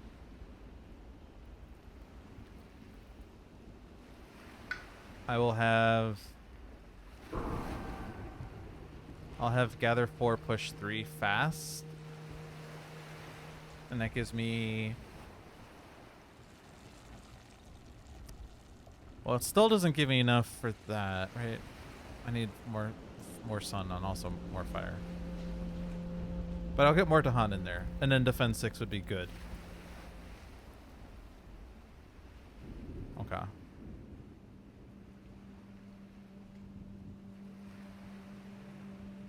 So I think that solves that.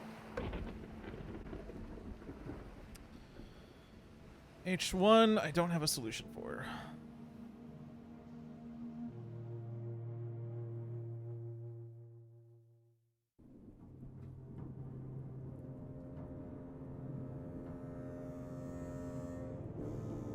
Back to that.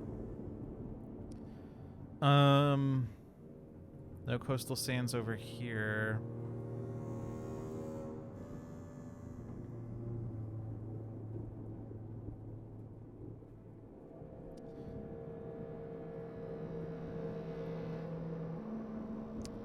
So we have damage here, we have damage here, we have damage here.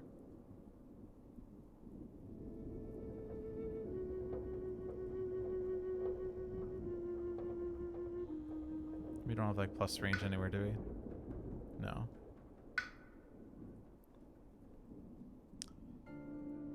Towering Wrath is most efficient in C5, but it's not relevant. Sear Anger and Desiccating Winds has the greatest effect in C6. Although it's not enough damage.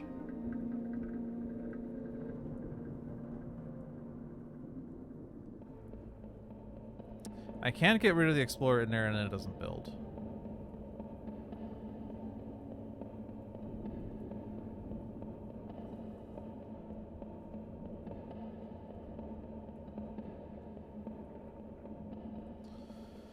And then of course C1 and D3 ravages. D2's handled with a defend.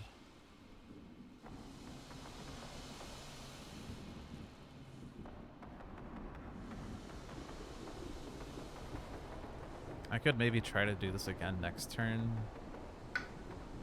If I can move my presence, it'd be a little nicer, but it is what it is.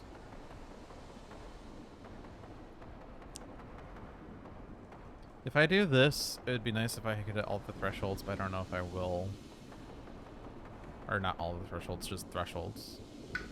I don't have any other plant cards, so I would need Elemental Boon. Which Keeper is reclaiming, but probably would like to do other things. I guess we do have a Encompassing Ward. It's not super helpful on the west board, which is where it would be the most relevant. So it's also irksome.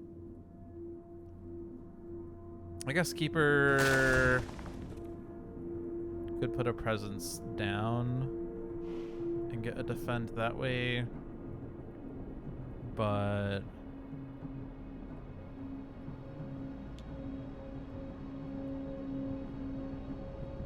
like defending C1 would be okay, I guess. But I don't have a solution for D3 right now.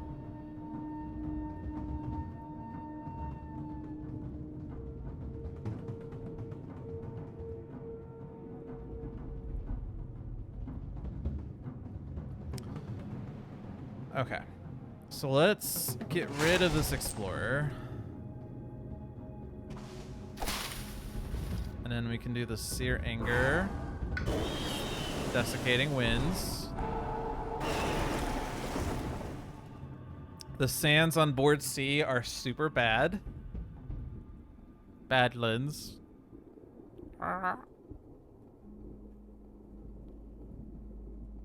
Punish is gonna go here.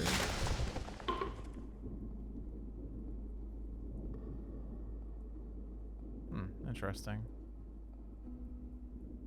Hold on a second. Hold on a second.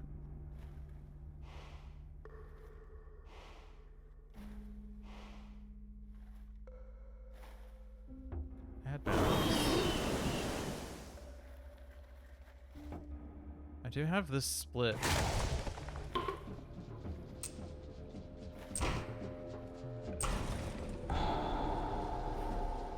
Yeah. Because that's a Badlands, that's a Badlands. My 2 damage became 4 damage. Okay. That's a little nicer, I guess.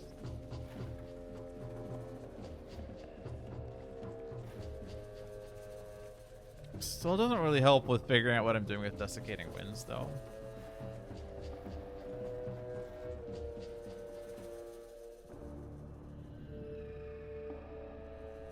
I suppose that I could have done something like Desiccating Winds into C6 and then Sear Anger somewhere else instead of doing this combo. Do it with the more restricted card. So do this with that. And then punish.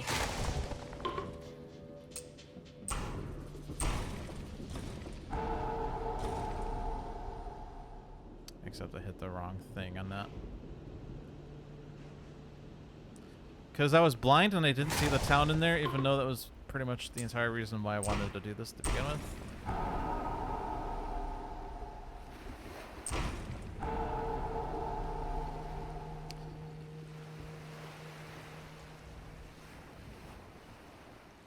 So I can still spread wilds to get rid of that explorer, which thereby stops the build.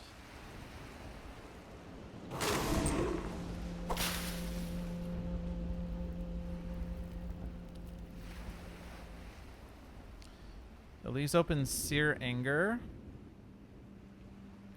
which can target any land.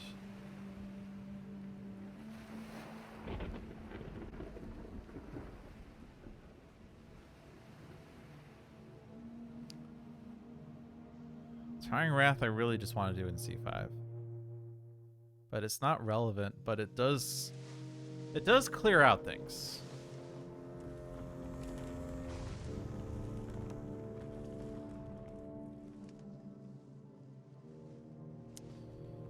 I don't know that doing 2 damage in D4 is that meaningful, really.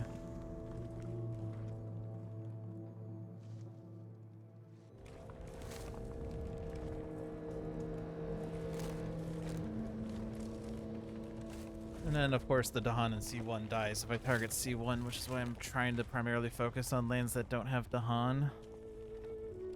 I think I'm just going to do it here, just because it has wilds, it's blighted, it's empty, now it's pretty hard for them to do anything in there. Okay.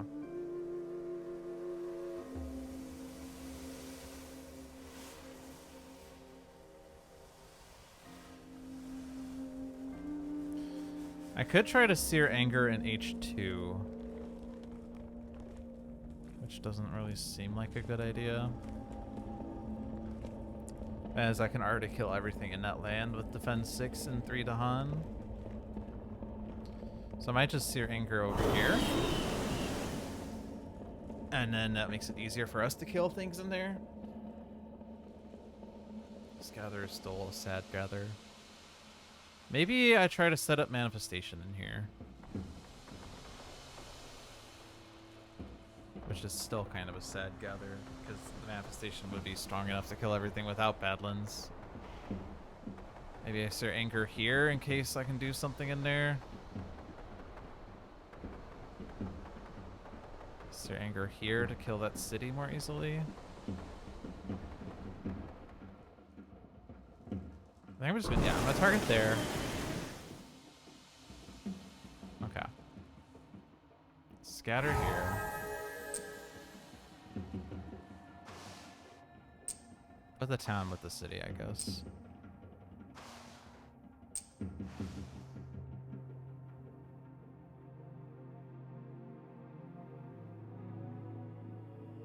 Okay. And then just form the Dahan army here, get the Singleton over.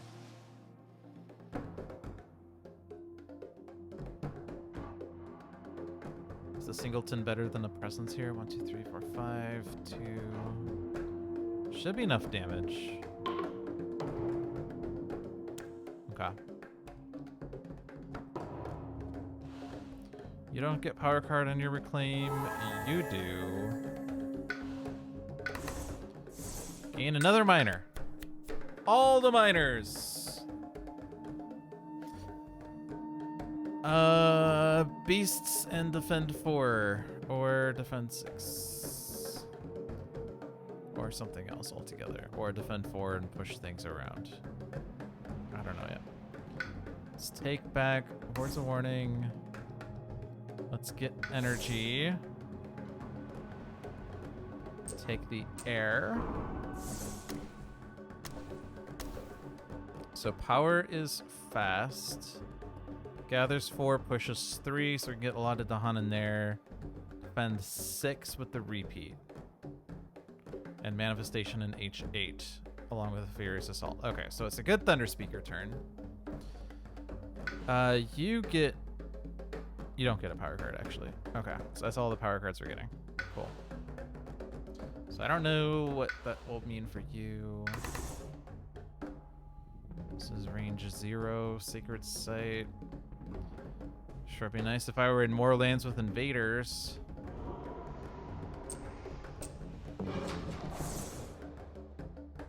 Death Approaches is guaranteed now. I need to defend. I still only have 2 card plays. Wow. If I do this one, I don't have the threshold just yet, but I do have this damage.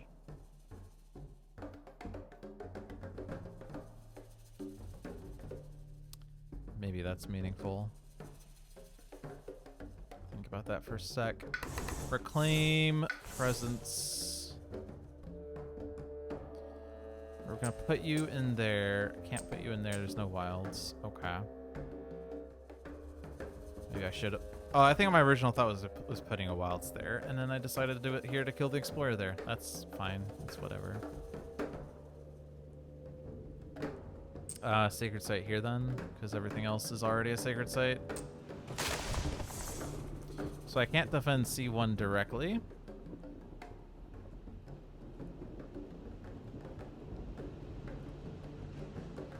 Who has destroyed presence right now? Just Sunbright? Oh, also Thunderspeaker, duh. Okay.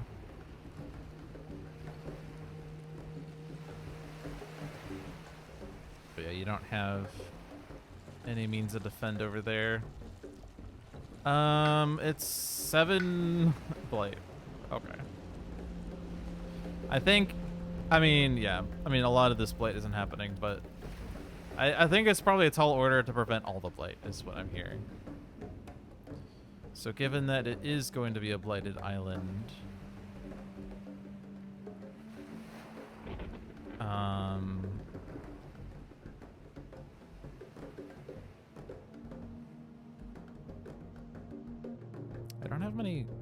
coastal lands I can reach.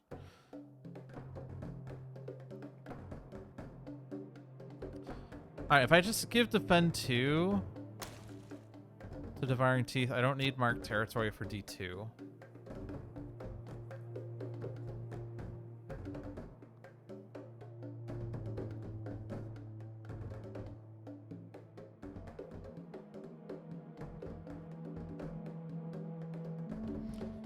Which means what?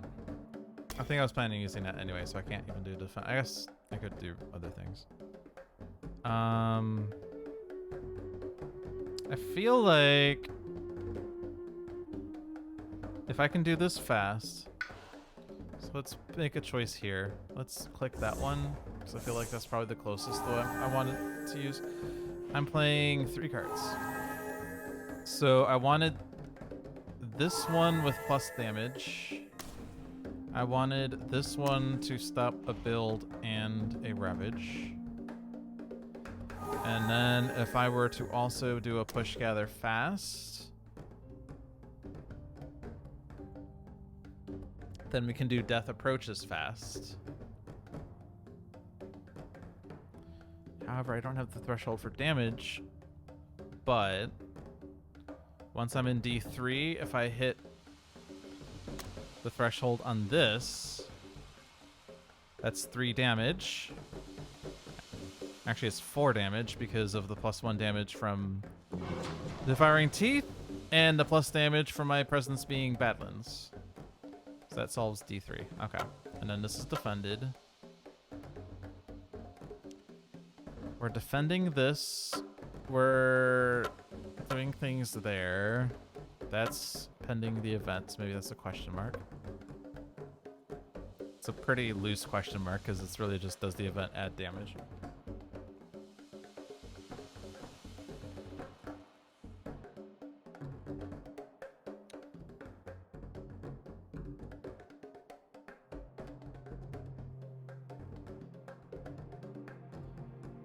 If I were to get 4 Dahan in each one, I could Furious Assault there fast and kill both towns and then stop that Ravage. But other than the fact that it's Blighting, which flips the Blight card, it's not really doing anything because I could just defend H2, solves the Ravage, and the build there.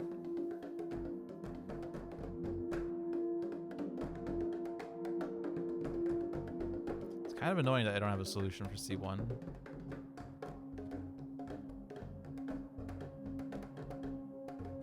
Feels like there ought to be one, but I don't see it.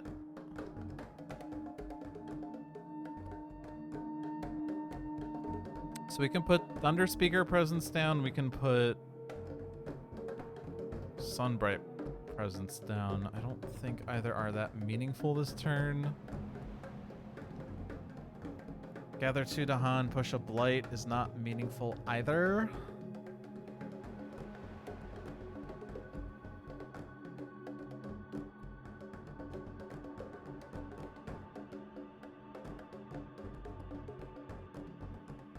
I mean, I guess I could push the Blight out of D4.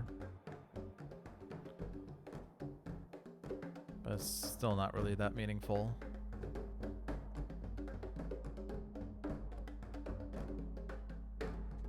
I just realized if my presence counts as Badlands and Beasts, Blood Draws Predators is stupid broken. I just realized I should just play both of these then. But I gotta do the plus damage this turn. I guess, can I not play it? How about that? Can I save this for a future turn? I don't think I can.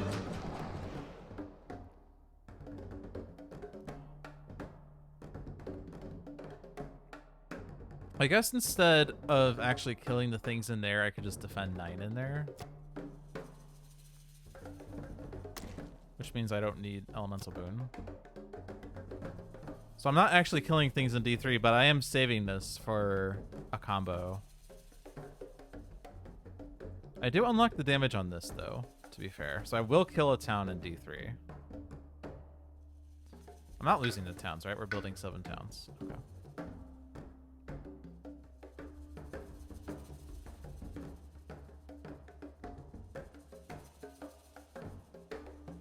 It still doesn't solve C1.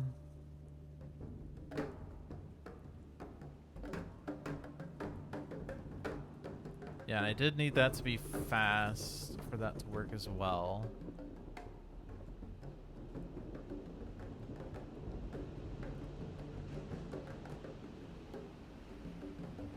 So...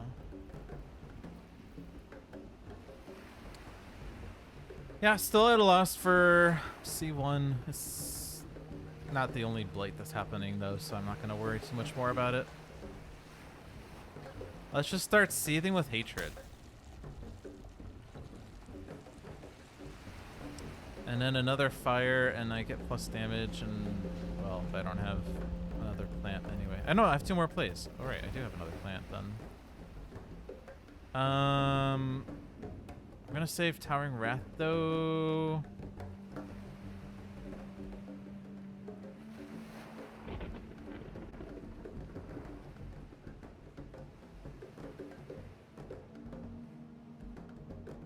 Actually, if I do Elemental Boon still, I don't need to defend because I will do enough damage. Do I have a fire, earth, animal that I can play? No. Actually, I need 3 animals, so I'm never hitting that lower threshold anyway. Not that it's meaningful, but okay. Add Badlands, I guess. I do have a Sacred Site this time. For a second. Actually, it's not really that useful because the only Sacred Site is over here, and oh, it is range 2 Sacred Sites. So I got to put the Badlands in B6. And it's still a lot of damage because it's plus damage from Devouring Teeth, plus damage to the Badlands. So I actually kill a city with this. Okay. And I put another Badlands. I want to put as many Badlands on the board in this game as possible, I guess, is my new plan. So, I am playing Elemental Boon to give you a fire, or to give me a fire, but also you probably a fire. An animal so that you do the damage, okay. And then that also gives me a plant, probably. So I need another plant card, so pretty much any card. Take that one, I guess. I don't know.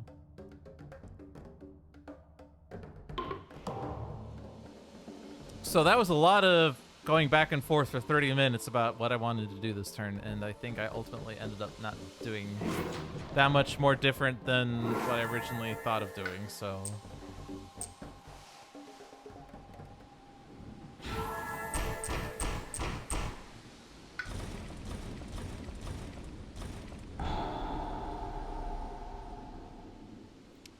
Fast.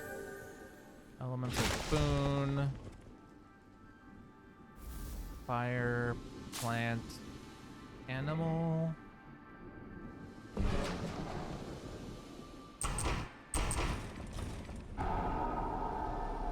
Encompassing ward still.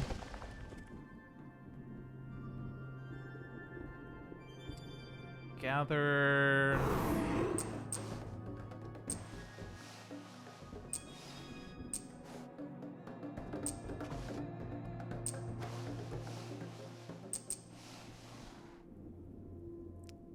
Warning. Oh. The one power I forgot was the... oh, crap. That's a really bad one to miss, too.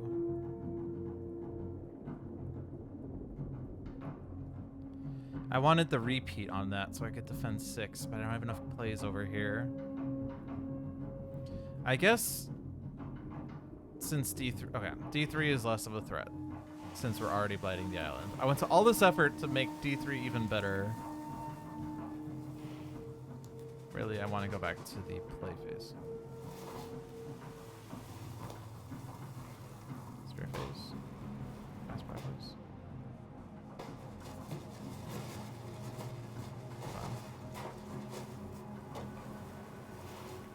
Okay. So this puts me back here. Okay, okay. So we're not doing this, but I want the repeat. Oh, but I can't actually repeat because I can't repeat Voice of Thunder. Or it's going to make me repeat Voice of Thunder. Crap. Okay. I think I can go back to my original plan then. I'm going to defend H2 myself because I can't do encompassing ward on, or if I put encompassing ward on Thunder Speaker, it's enough defend for H2. So we do that. I put defend 9 down. It will kill the town in D2. It's also super high defend, but whatever. It is what it is. I don't think... Oh, I still need this, right? Okay. I think I just clicked the wrong one. Yeah, I need that still, and then the defend 9. Okay. So, I don't need this fast. Hitting the threshold on it is not super vital, but I think it's probably still okay to do that because it makes this better. Although, actually, there's nothing in my lands anyway, is there? So maybe making my own powers better isn't even worth it. Whatever. I don't feel like changing everything again. So it does mean that my third power on Sunbright is open. Maybe +1 range will be better to give to Keeper this turn, because then we will have more candidates for punish those who are remotely adjacent, I guess.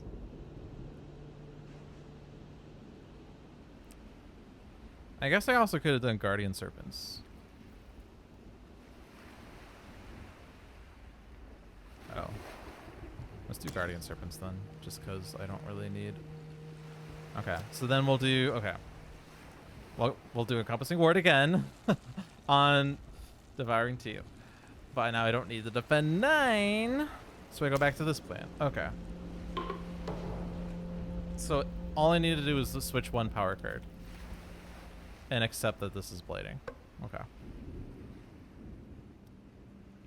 So gather fast here.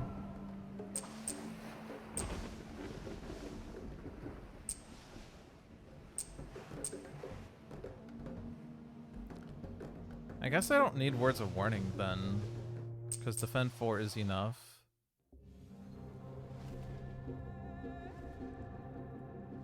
But I think it's... I don't care anymore. Guardian Serpents. Words of Warning. Save that for the slow phase. Elemental Boon. Fire.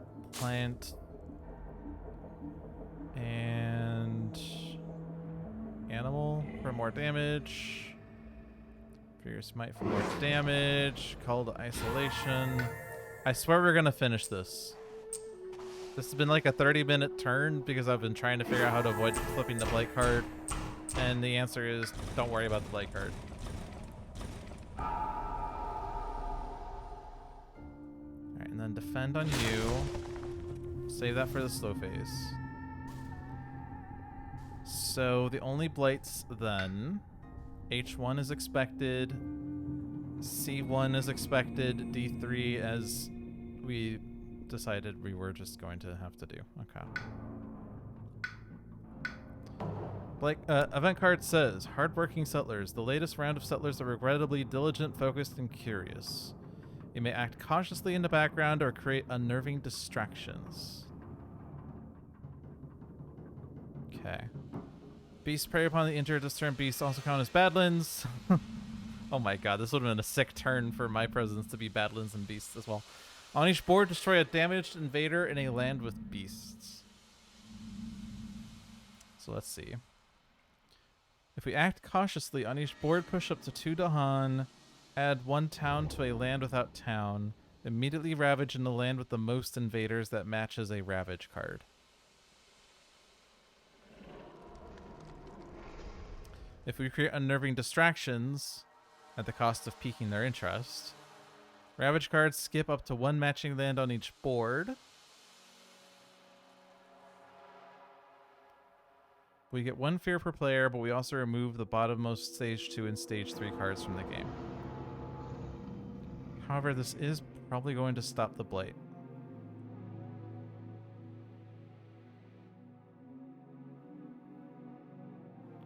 Ship to Tudahan, town to a land without town, ravage.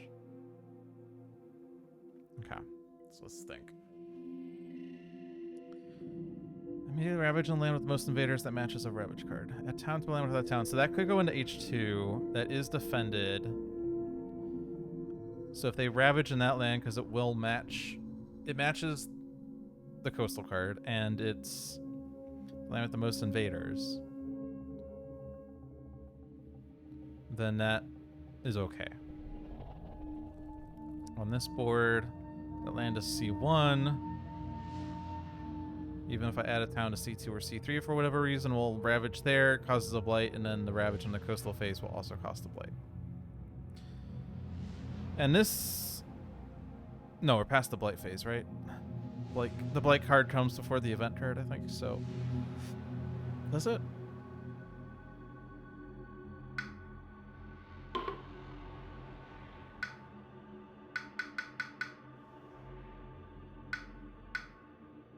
Yeah, blight card... Wait.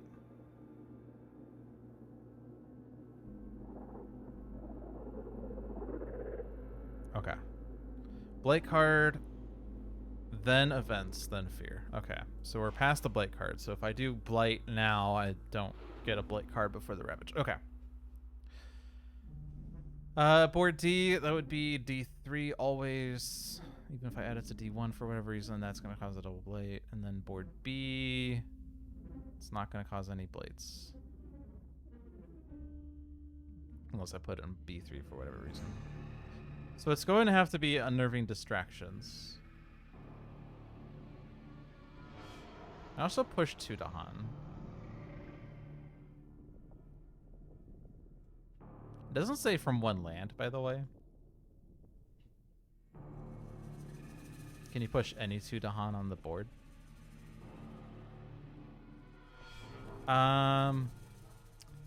But we said that we had a blight here, and we had a blight here, and we had a blight here. We can just skip those. And then on board B, that ravage was not actually going to kill any explorers, so it's not going to do anything. So I think it's okay to remove this card, the stage 2 and stage 3 cards. The only reason that would cause problems is if we expect to win before stage 3 for whatever reason, and now we're not, or like the game is so close that we're going to need the last 2 invader cards to win. So I think the distractions are fine. I don't think there are any damaged invaders. I think we killed everything that we damaged this turn, which is unfortunate, but you know.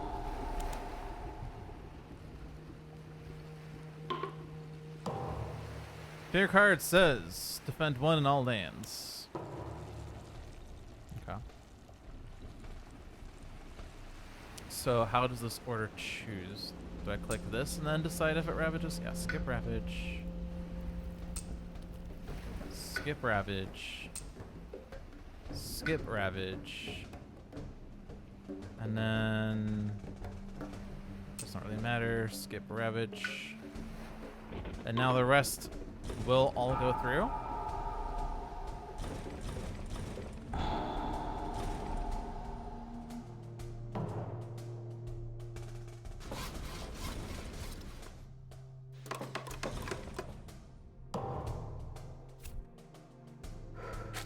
Okay.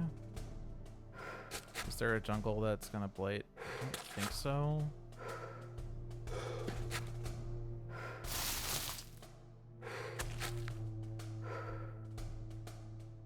Okay, so that to prevent the blight, that to prevent a blight.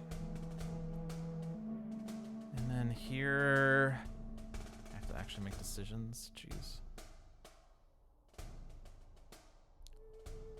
That one's diseased. There's only one explorer in that one.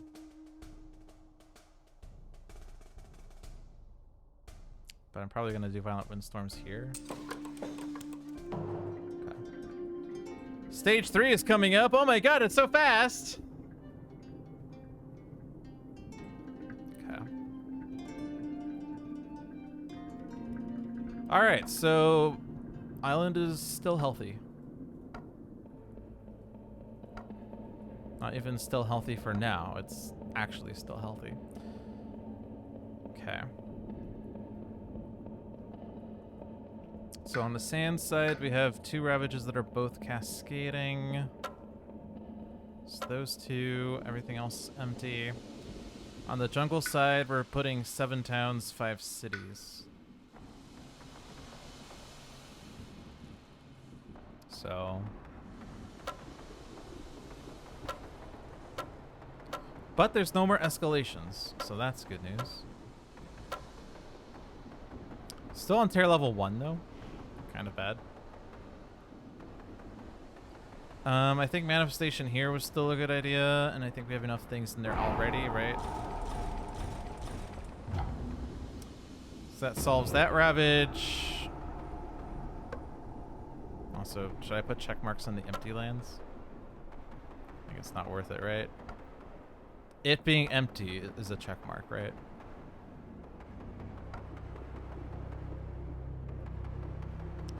So for D4,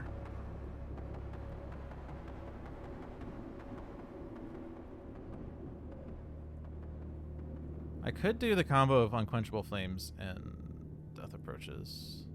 Since we do still have the Sacred Site in D2, that would actually work. It's 2 damage, and then the Badlands would make this 5 damage. Wait, I still need more. I guess I could then do... Oh, I don't have Towering Wrath. I have plus range though, right? Was I gonna give myself plus range and then I didn't? Probably. Sounds like a thing that I did.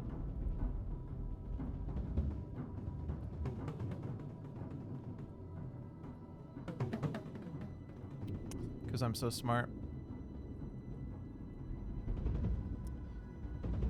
I think that's okay. I have things in C4. I will probably use Violent Windstorms to push things into Thunder Speaker or Keeper Land, probably. I'm guessing.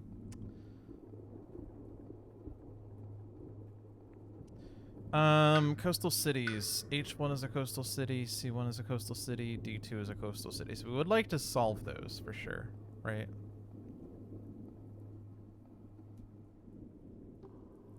Spreading Wilds is only with 3 sun. Ugh, so I still only push 1 explorer out.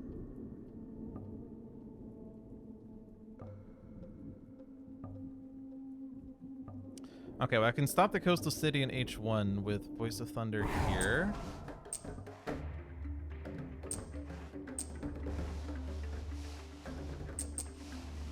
And then Furious Assault. Cool. It's still building, but Sudden Ambush solves it if I want it. It's not really a big issue now.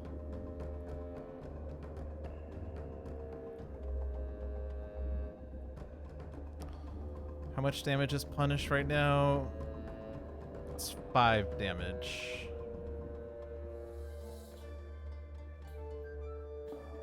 And I currently have 3 health of things in my lands. So at best I could put 2 more health down. Solving D4 seems like a good idea. I still need more in there, is the slight problem. I'm probably going to use the combo. I don't have the plant off this though, so I don't have the damage there.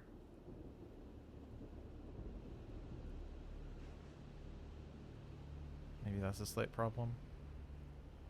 I can gain a power card and all I need is for it to be plant.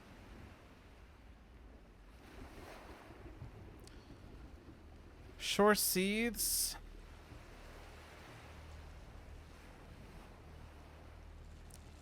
Only thing I could hit with that that's relevant would be C1.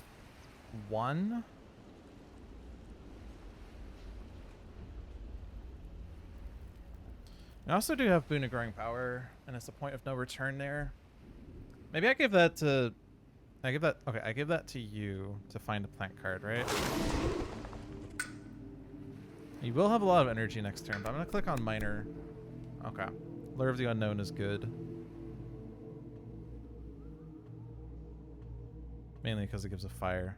Also a plant, but yeah. There's no animal, there's no earth on this other than here. There's the earth. But it's probably going to be Lure of the Unknown. Just because it's such a great card. Fire in the Sky would be really good for Slave Rebellion, but it doesn't give a plant. Song of Sanctity actually is really strong against France, isn't it? I'll take Lure of the Unknown, though. So that solves the plant problem. However, I can still only play 2 cards. So I can't do the combo I want next turn. I can't do both Blood Draws and Settle into Hunting Grounds, but I can do Lure of the Unknown and Settle into Hunting Grounds. So I do have an innate animal. No, I don't have enough animals. Okay.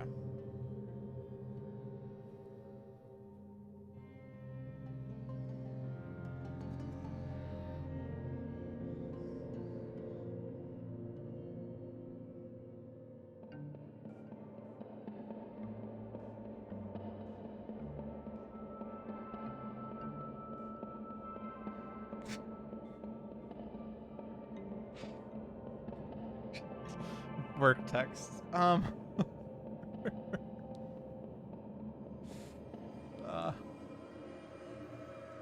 Sorry, it's just a funny thread.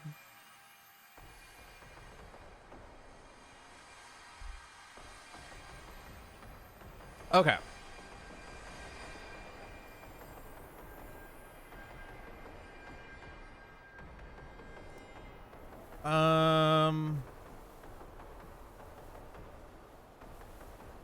I guess worst comes to worst, I could just do defend 9 in there. I don't need Settle into Hunting Grounds next turn. It's just cool to kill everything in D4, but if I can't, I can't.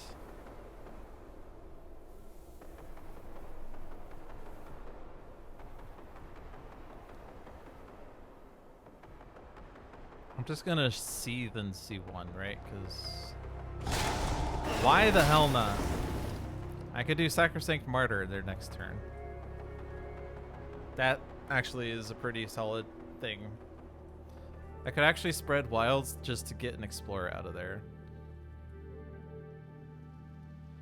It's not gonna put a Wilds down, but there's already a Wilds in there, and then because I Seethed, Sacrosanct kills everything in C1.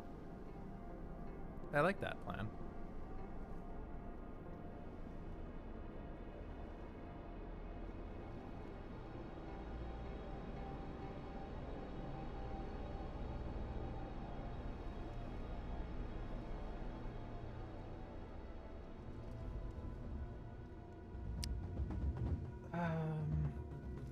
I could Unquenchable Flame here, though. It's a thing.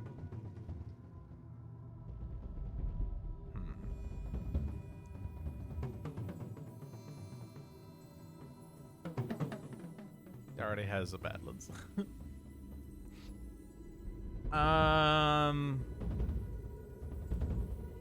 If my goal is just to stop coastal cities, actually, I could just do that here, can't I? I could just kill everything in there right now.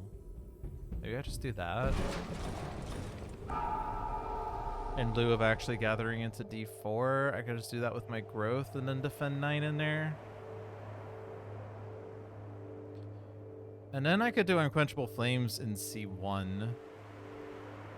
I mean, we still have Sacrosanct Martyr for C1, so maybe I just do it in D3. And what I could do is actually just damage like this, because they're not going to heal.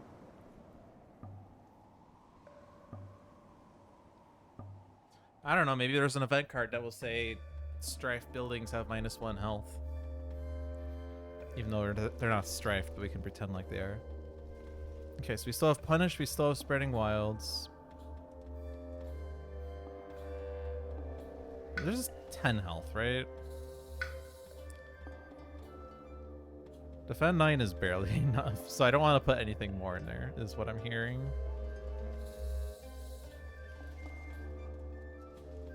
I think I still do this.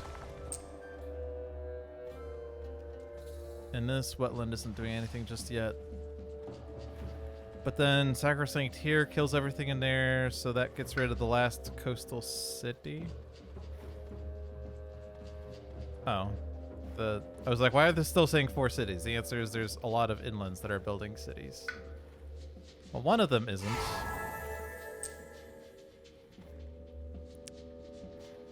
Go into danger wetlands, and then the sands to die. Because you trespassed. Okay.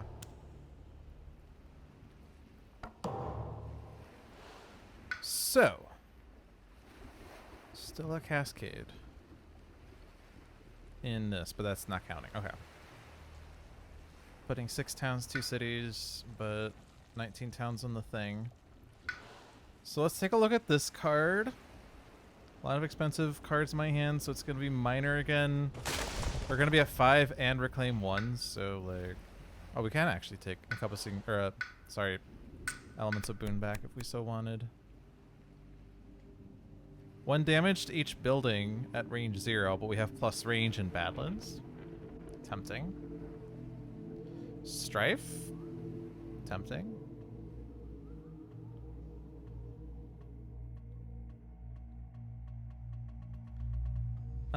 Assuming that I'm playing Encompassing Ward. Excuse me. I think I just want Badlands things, don't I? Also, I could put my Sacred Site pretty much anywhere. So I can actually do this damage pretty much anywhere. Actually, these towns are still damaged. Fun fact. We don't have fast Badlands, so, and all those towns, inler towns, don't actually sit in good places. So I think the goal is basically to get a Towering Wrath that will be good with the Sacred Site I'm putting down. And since they're building in jungles, I probably want my Sacred Site to be either H3 or H7 so I can target H5, except... Oh no, I can't target H5, cool. Still not enough damage, though. Would need more. Maybe I put Badlands down because I'm just a bad kind of dude. Thunder Speaker's reclaiming it. Was also gaining power. Okay. 2+1 energy. They're 2 minors.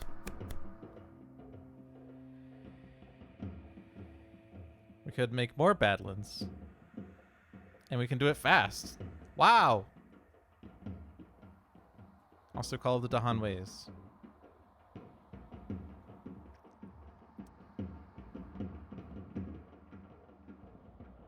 This is the one that gives good elements, but it places Blight down.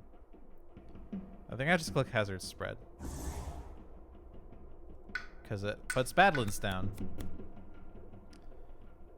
And... Blight removal? Not really good elements here. Savage Maw Beasts with Badlands, maybe? I'm just gonna click Blight removal because it also pushes Dahan, so like that's probably helpful. Where are we on Slave Rebellion? This is the one that came up after Slave Rebellion, right?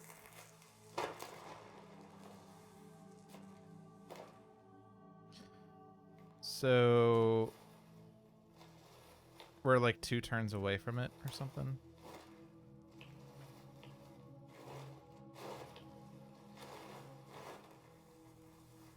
Can't rely on the Invader deck to inform me where Slave Rebellion is because we removed a stage 2 card, so.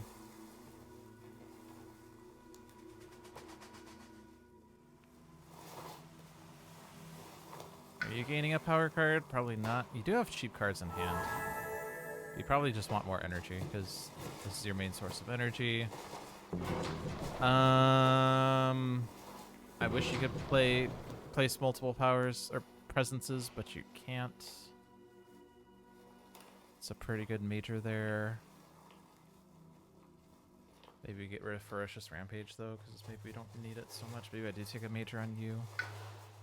Because I am sitting at 8 energy. Alright, let's gain a major on you.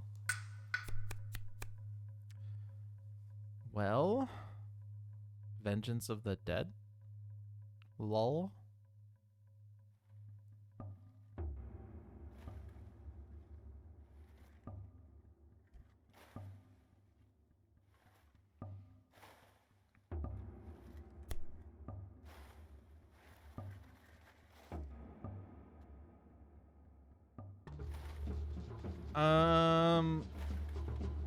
Does this combo well with +1 damage? Is it that I destroy a city in the target land, I deal 2 damage, then another action destroys a town in the target land, so I deal 2 damage, and then another action destroys a Dahan, so I deal 2 damage, and then with the threshold, which I will have, I can deal it in adjacent lands?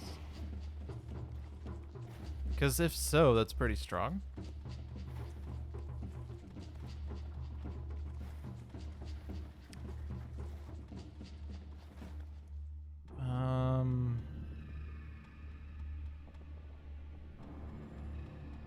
Wilds?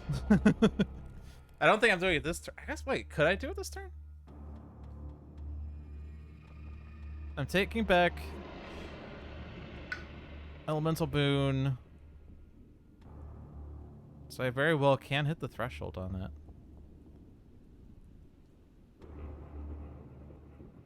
And it is a plant. We said we wanted plants.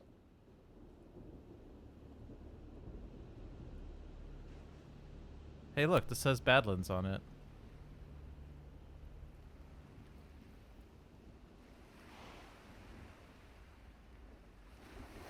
I don't have the air for this.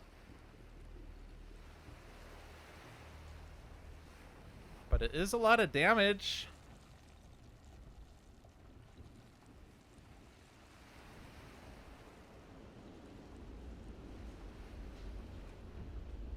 It's basically the upgrade of Lightning's card.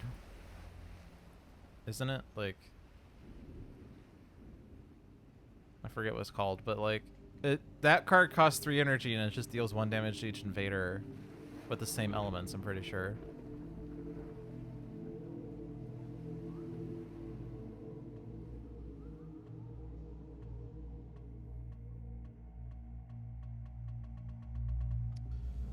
However, my other water card does not have air on it. Otherwise, I would be able to hit thresholds on this if I wanted.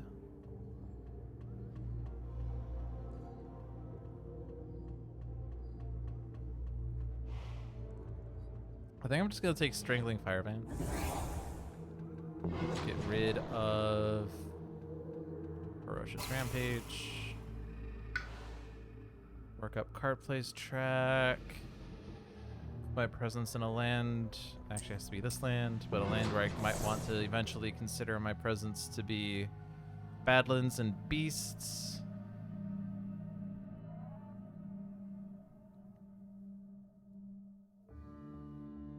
If I could kill a invader in there in the fast phase, then Blood Draws Predators plus my Settle into Hunting Grounds would be pretty good. I don't really feel like I have that though.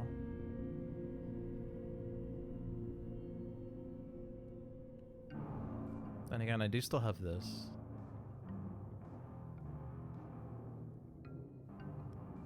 But otherwise, just doing that to clear out that land seems pretty boring.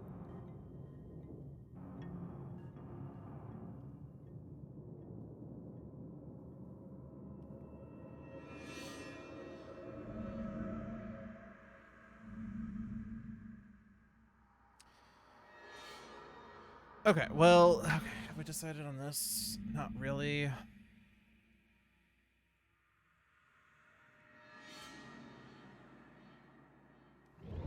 I'm gonna click on that one.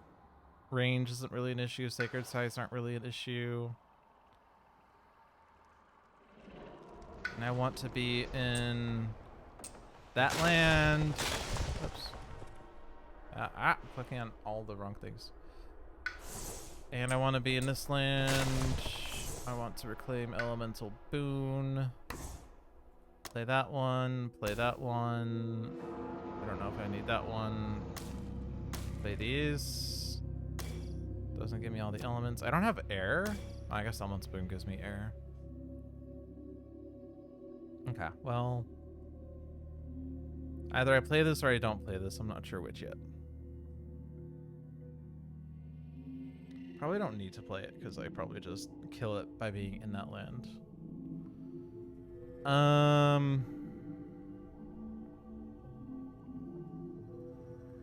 And Sacrosanct there. By the way, John thinks I won this game 20 minutes ago, which is probably true. I don't think we're losing. I think it's still possible to lose. Maybe by virtue of the fact that we're generating fear too slow. But we're not losing to, like, Blight. I'm pretty sure.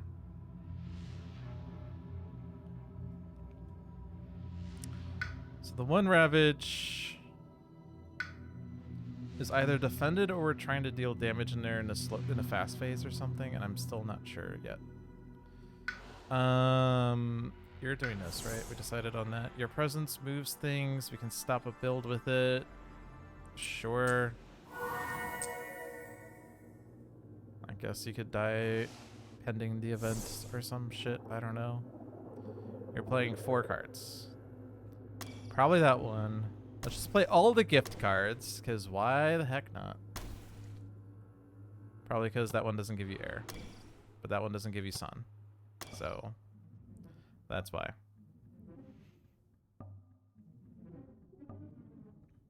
Whatever. You only have 3 energy because of your reclaim. Okay. Let's do the Badlands things, I guess. ABB, always be badslending. That's hard to say because it's not a real word. And then put more Badlands down. Like, let's just completely ignore Thunder Speaker for a second and just put Badlands down everywhere. Right? Probably not right.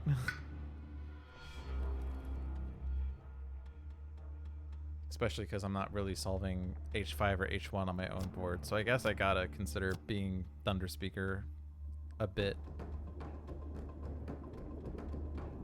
I mean, that one's fine. It gives me an air. Let me just pretty much take air cards. I think we said we were gonna do sudden ambush to stop H1.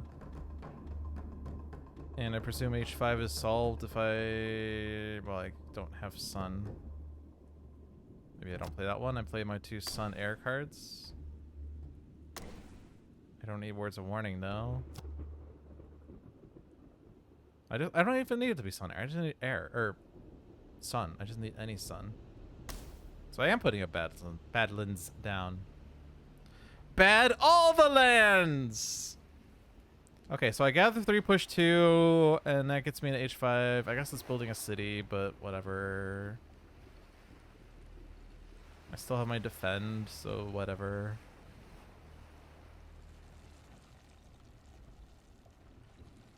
Still haven't figured out how exactly I want to solve this land, but let's see. Let's take a look. Plus range, push, gather fast, repeat lowest cost card.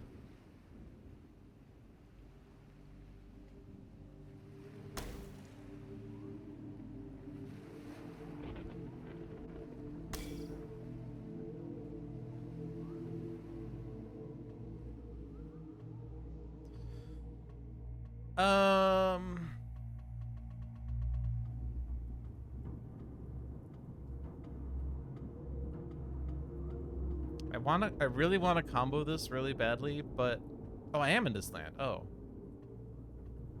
Okay. Okay.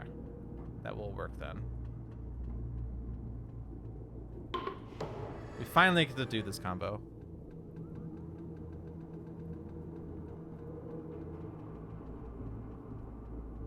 I don't know that we need to repeat it.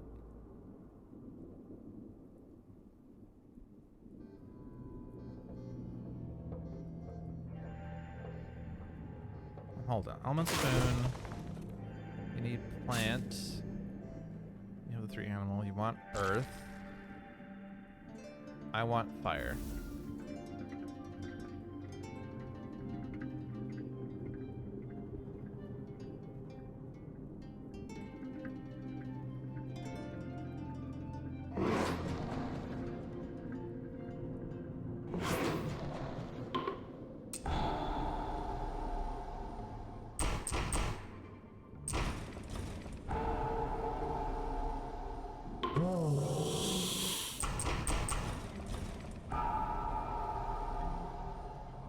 There's still a town in there.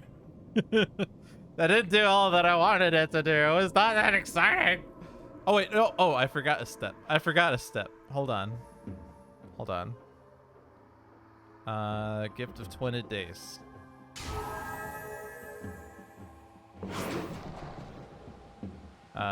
Myself.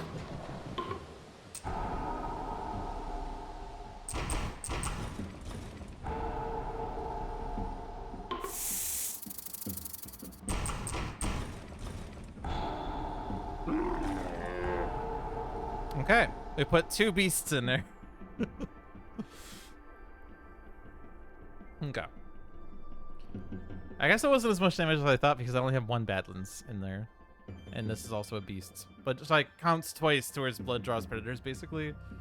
As it's a beast, which adds a damage, and also a Badlands, which adds a damage, but it wasn't as much as I thought it would, but it did clear the land. And now we have no cascades. And I can repeat Gift of Sunlit Air. So punish those that are mildly adjacent, I guess.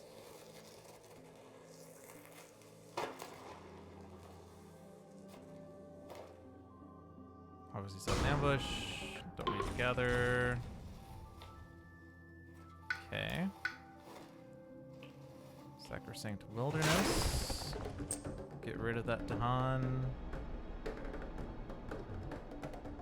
I don't really want you to be in D3 in case I do something there, so just go there. Damage. Okay. No destroyed presence. 1 destroyed, 2 destroyed. No one's on this board.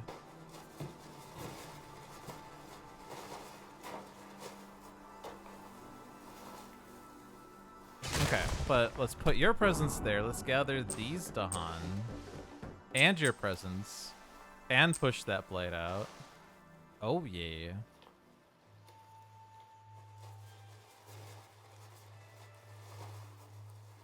Now what?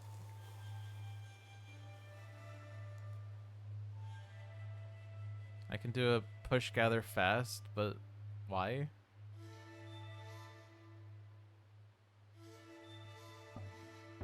I guess I could stop this build.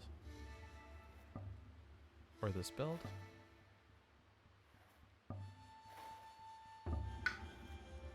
Stops the city. So I go fast, and I get rid of this. I don't have range. Just kidding. Wait. Hold on. I have range. I have range! Go into Keeper Land. Kill the town, I guess. Where are we at? I don't know. When exploring, once per board, place a town instead of an explorer. On each board, add beast to a land without town that has without blight has town. During Ravage Neverland, defend 1 per Dahan. Okay. Boom. Boom. Boom. Remove an explorer town from a coastal land.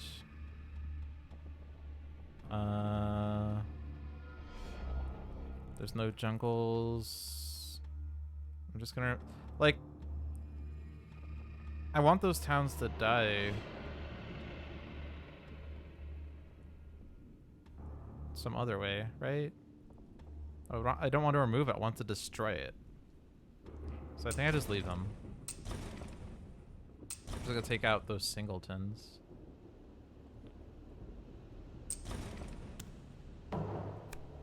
On each board, remove an explorer town from a land with Badlands, Wilds, or Dahan. So pretty much any land? Not really. Oh, was I gonna stop this build? Was that what I was thinking of maybe doing? Maybe once upon a time? Whatever. You can build, it's fine. I want those guys to not be removed. I'll just remove... Oh, it's on each board. Oh, okay. That was a great Sands Ravage.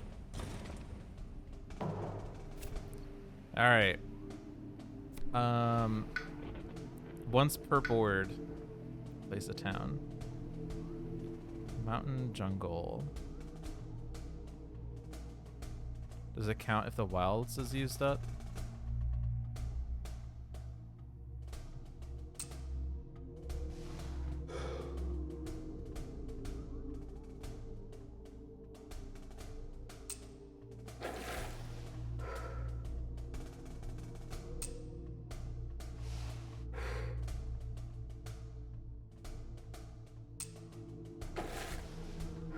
Probably shouldn't be putting him on the coast, but whatever.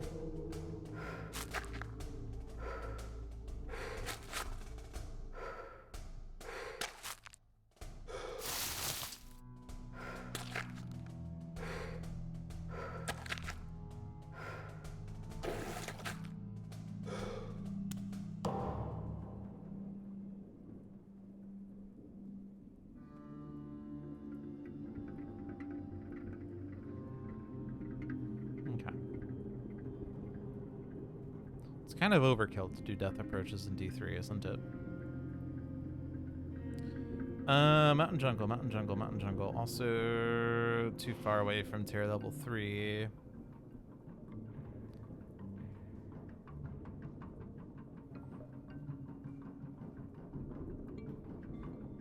Okay. And then there's like 13 towns. Okay. Yeah, this is, I guess, stage 3 is hard because they're just gonna add 1,000,000 explorers, which adds 1,000,000 towns, and then we lose.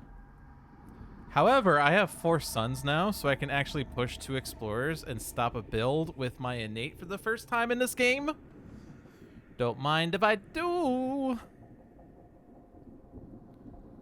Towering Wrath.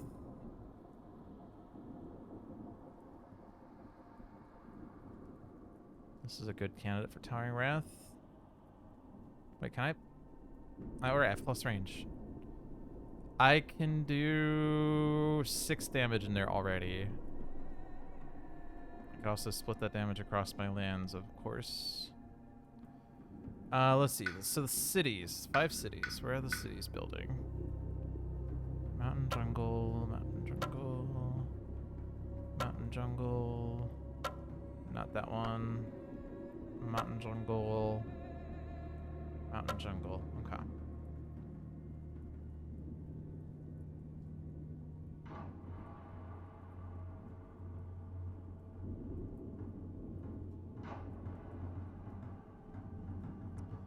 Regrow.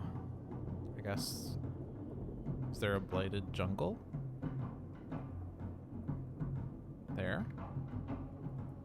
Blight wetlands over there. I probably want to just do the wetlands one since it has a city in there. Consider getting rid of all the cities maybe as a win condition. Even though technically it's not tier level 3, but maybe we generate enough fear eventually. It's impossible to know. I could punish here and then spread the damage across my land.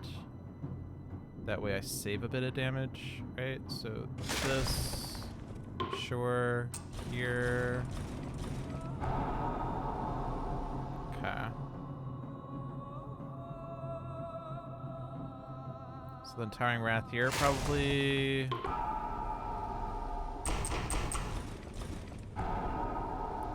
And then Death approaches here to finish that off. I can't move my presence, but I can still damage in there. So that stops that Ravage. D2, B8, H1, they all have Dahan in there.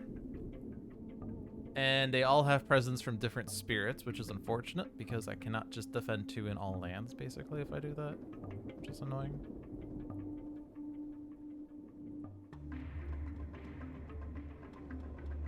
It is what it is.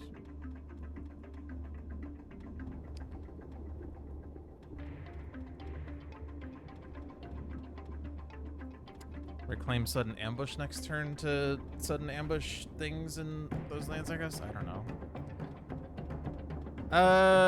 The other ones, especially the coastal ones we want to solve, right? So... Scatter the winds on one of them.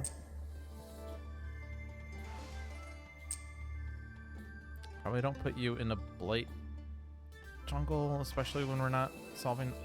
Alright, so those aren't building. Okay, so that's good.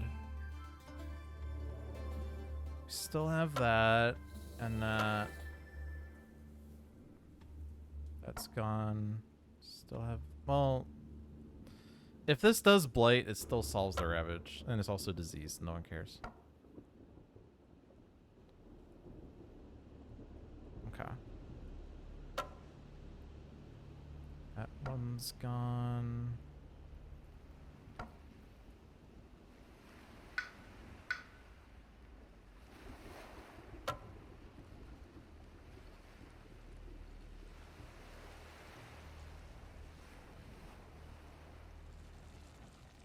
Alright, so spreading wilds should probably go into a mountain that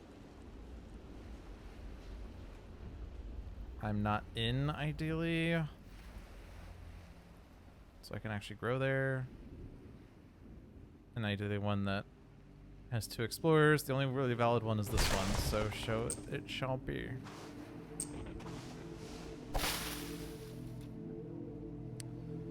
Okay.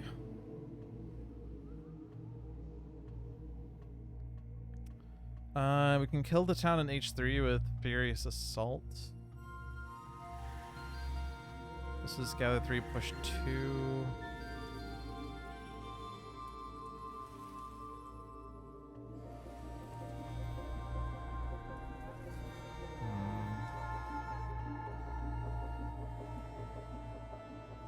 Sudden ambush would be nice if I could do it in both H1 and H4. But it is what it is.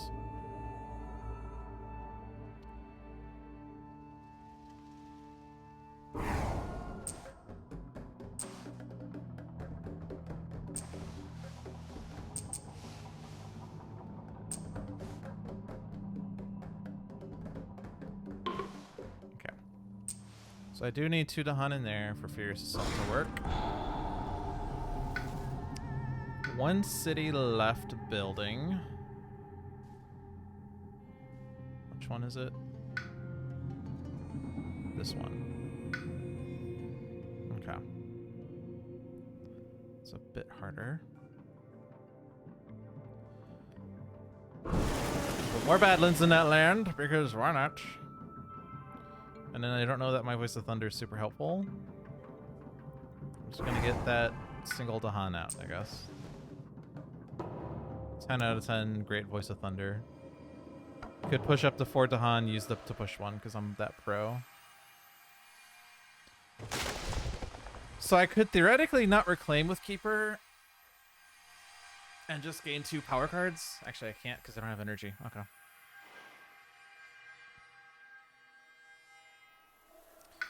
You haven't taken a major yet. That's weird.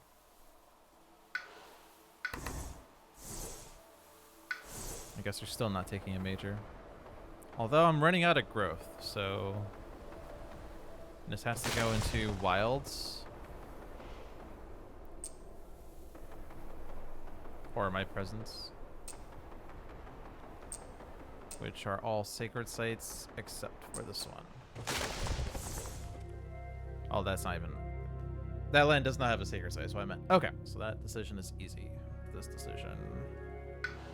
Probably also easy. Take energy. Dahan army. Manifestation. Sudden ambush. Sun. You could just defend H1. Sudden ambush H4. Okay, so we actually do solve both of those. That's good. So D5 is the one that we haven't quite solved, but we can just Lure of the Unknown to town out of there to stop that city build.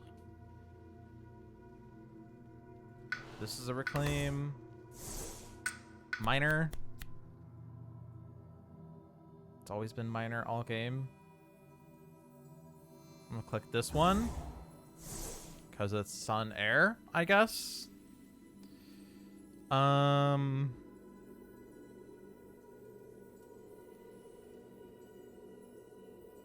Oh, and also, I could just clear out B6 at this point. There's so many Badlands in there that Tempest kills everything. Actually kills everything. That's cool. Not sure it's necessarily correct, but it's cool.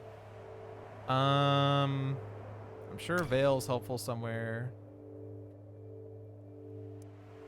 Guardian Serpents defends D2, sure. And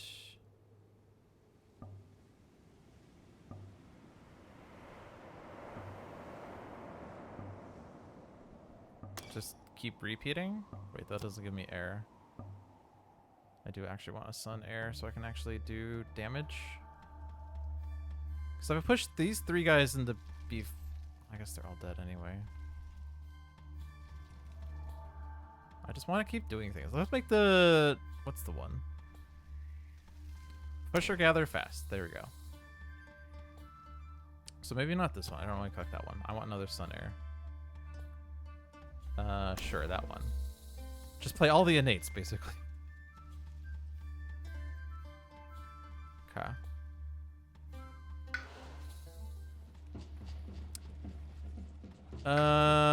Minor. Gifts of Nature's Connection, air.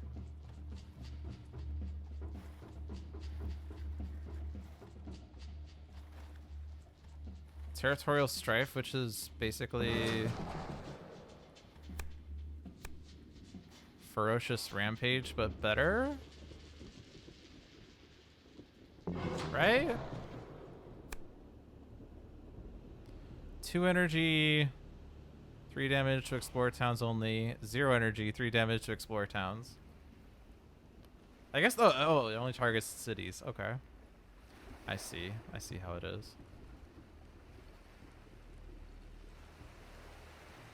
I'm clicking this one because it sounds fun. And I can actually play 3 cards now. Yay! This is range 1. I don't have my Badlands card. I want to be in the land with things. And then I can play 3 cards. That one probably...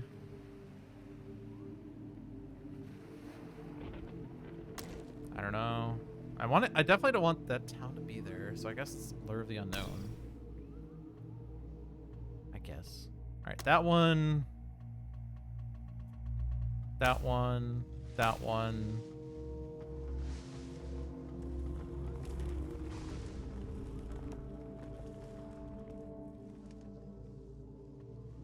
I could also kill everything in B6 with my, Oh no, Quicken doesn't hit the Explorer. Oh man. Do I have plus range? I do have plus range.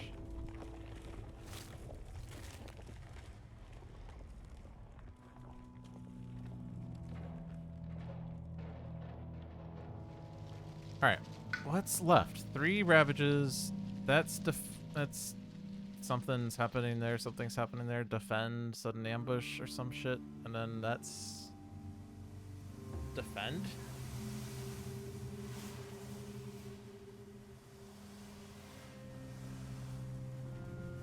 We do have this. I can just play that.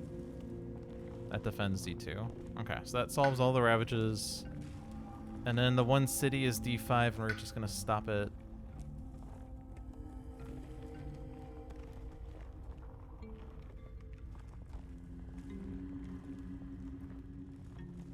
Do I have the repeat one? That one. The only way I can do it is if I get an error, but I do have that if I want. So maybe, okay. Get rid of that one. Take that one.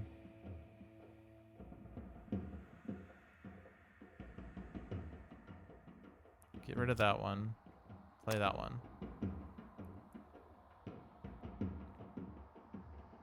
And I have one more play here. I don't know. That one.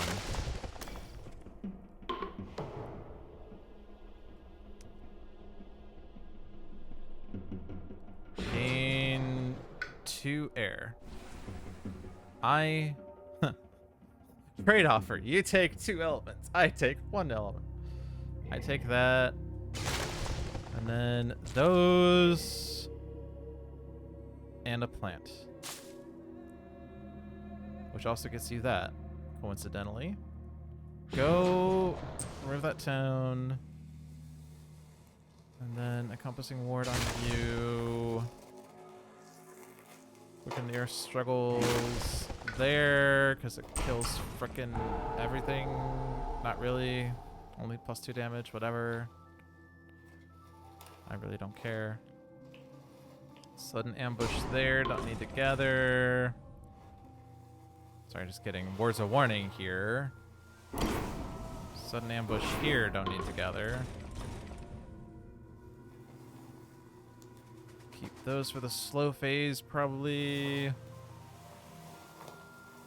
I guess I am gonna Tempest here. I don't have range. I have range.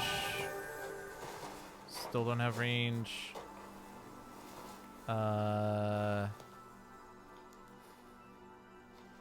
You get the repeat. And then I get range. That's the most annoying way to do that. Okay, whatever.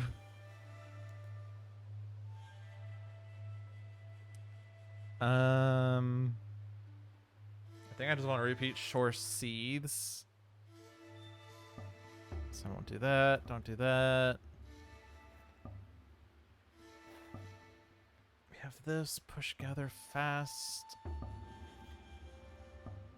That doesn't push gather.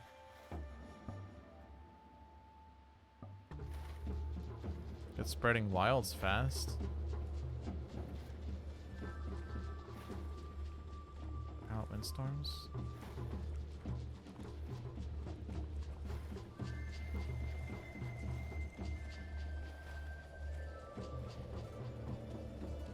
Maybe I should have just done that instead of what I did. It feels like it's better.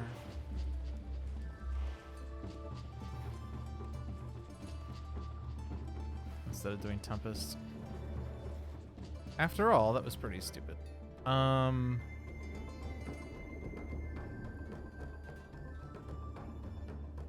so let's get rid of the +1 range on me. Okay. So all that's back open. I want push gather fast, and then yeah, so I pushed these guys in here.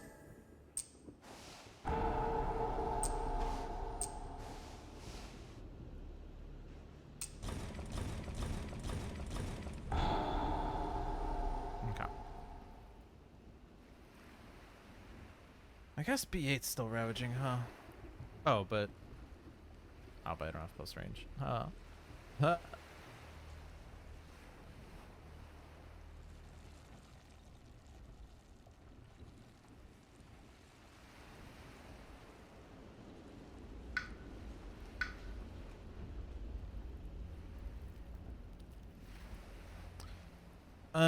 Is there a way I can solve that without doing something stupid?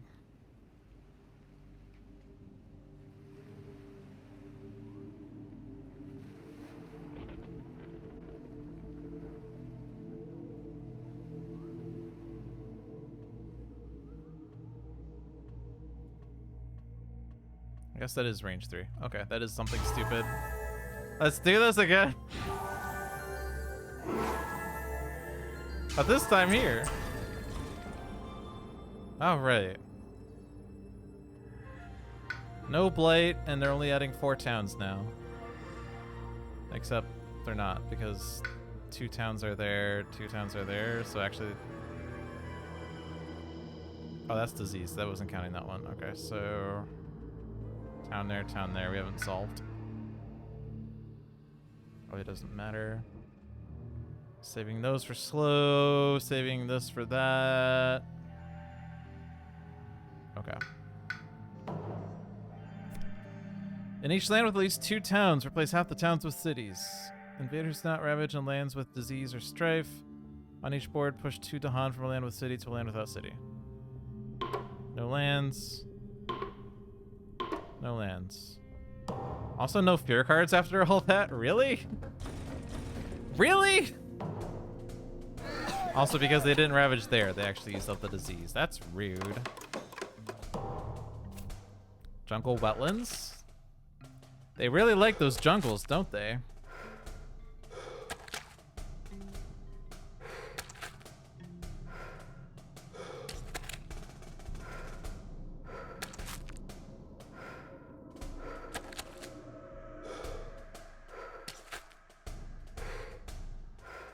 Slave Rebellion is next turn, I believe.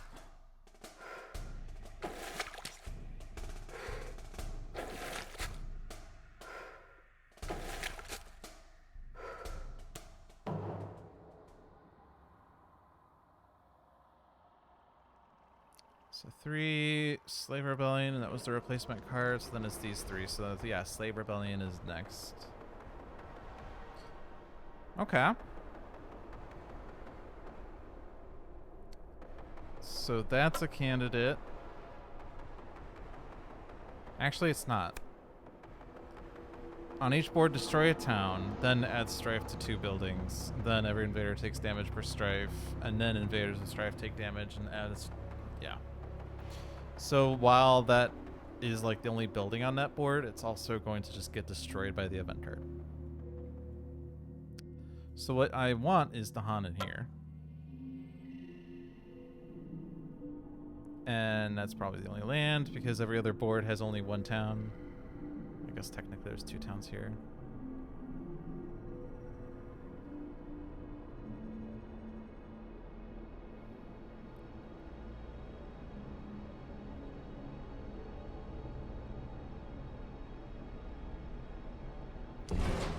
Kill all the things.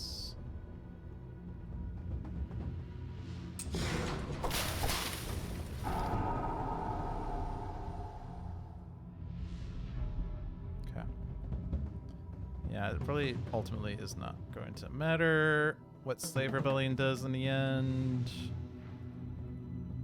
Still need a lot of fear to ultimately win the game, but if we just get rid of all the buildings, which we're really close to doing, I think we just do that. And the buildings that are left, we just killed those 2. There's a town there, city, town there. So just have to remove 4 buildings. Okay.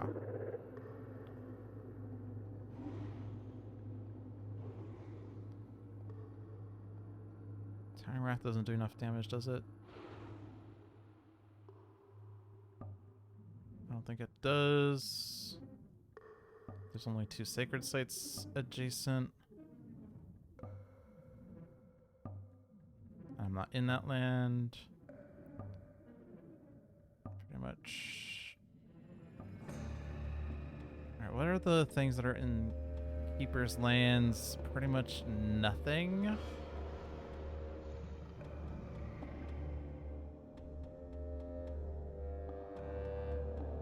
You do get the repeat on this, but it's only on coastal, which is pretty irrelevant.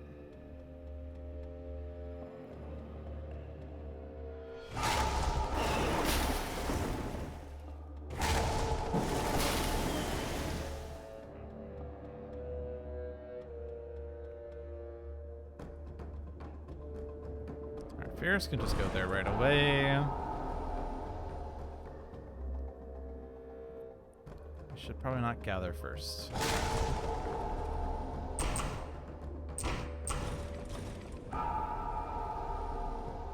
Because it kills the Dahan. Weird.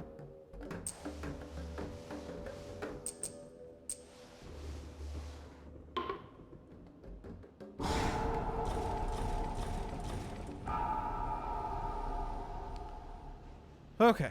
Last town is on B1. Don't have range. Push the guy away. So there's a wilds, which is already there, but whatever. It's super there. I kill it with Sacrosanct Wilderness, and we win the game. Yay!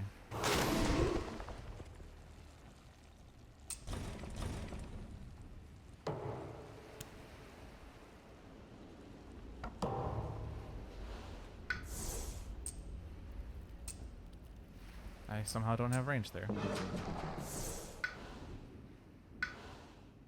No. I want to minimize the button presses. It doesn't really matter.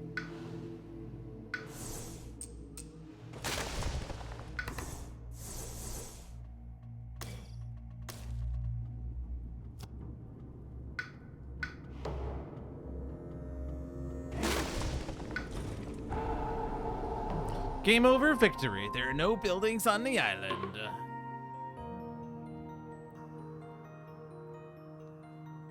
So that game was a bit of a slog, mostly because our fear generation was kind of crap. We did have good control for most of the game. I spent a lot of time on that one turn trying to prevent blight, deciding that blight was inevitable, and then the event card prevented the blight. So we never blighted the island in the end. We got 58 points, 10 for victory, 40 for difficulty 8, 4 for the 2 remaining invader cards, 6 for the 24 surviving Dahan, -2 for the 11 blight. Dahan count was unchanged from the start of the game, but there were Dahan changes because Slave Rebellion added Dahan. One of the event cards basically forced Dahan to get destroyed in the Ravage or destroyed Dahan outright, so yeah, that happened. Finished with 2 blight on the blight card. We were down to 1. We removed 1. So that was our blight situation, I guess. All the towns on the... or no towns on the board, so 28 towns left to win. 1 card left in our fear card arsenal. And then... Settle into Hunting Grounds was a pretty fun power that game. I don't think it really like super influenced the course of the game, but it was pretty exciting to have a lot of Badlands, considering we already had a lot of Badlands.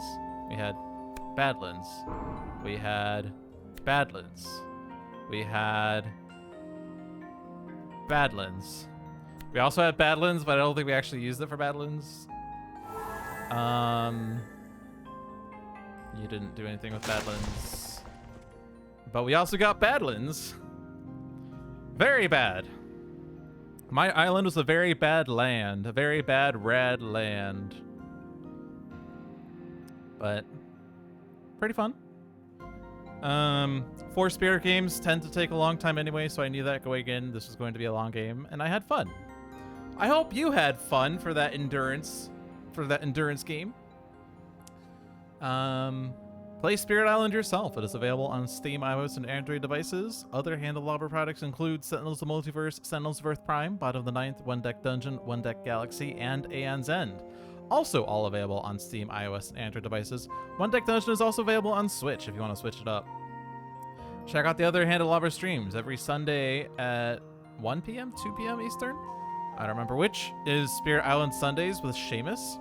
Every Tuesday at 3 p.m. Eastern is Handelabra Live with John.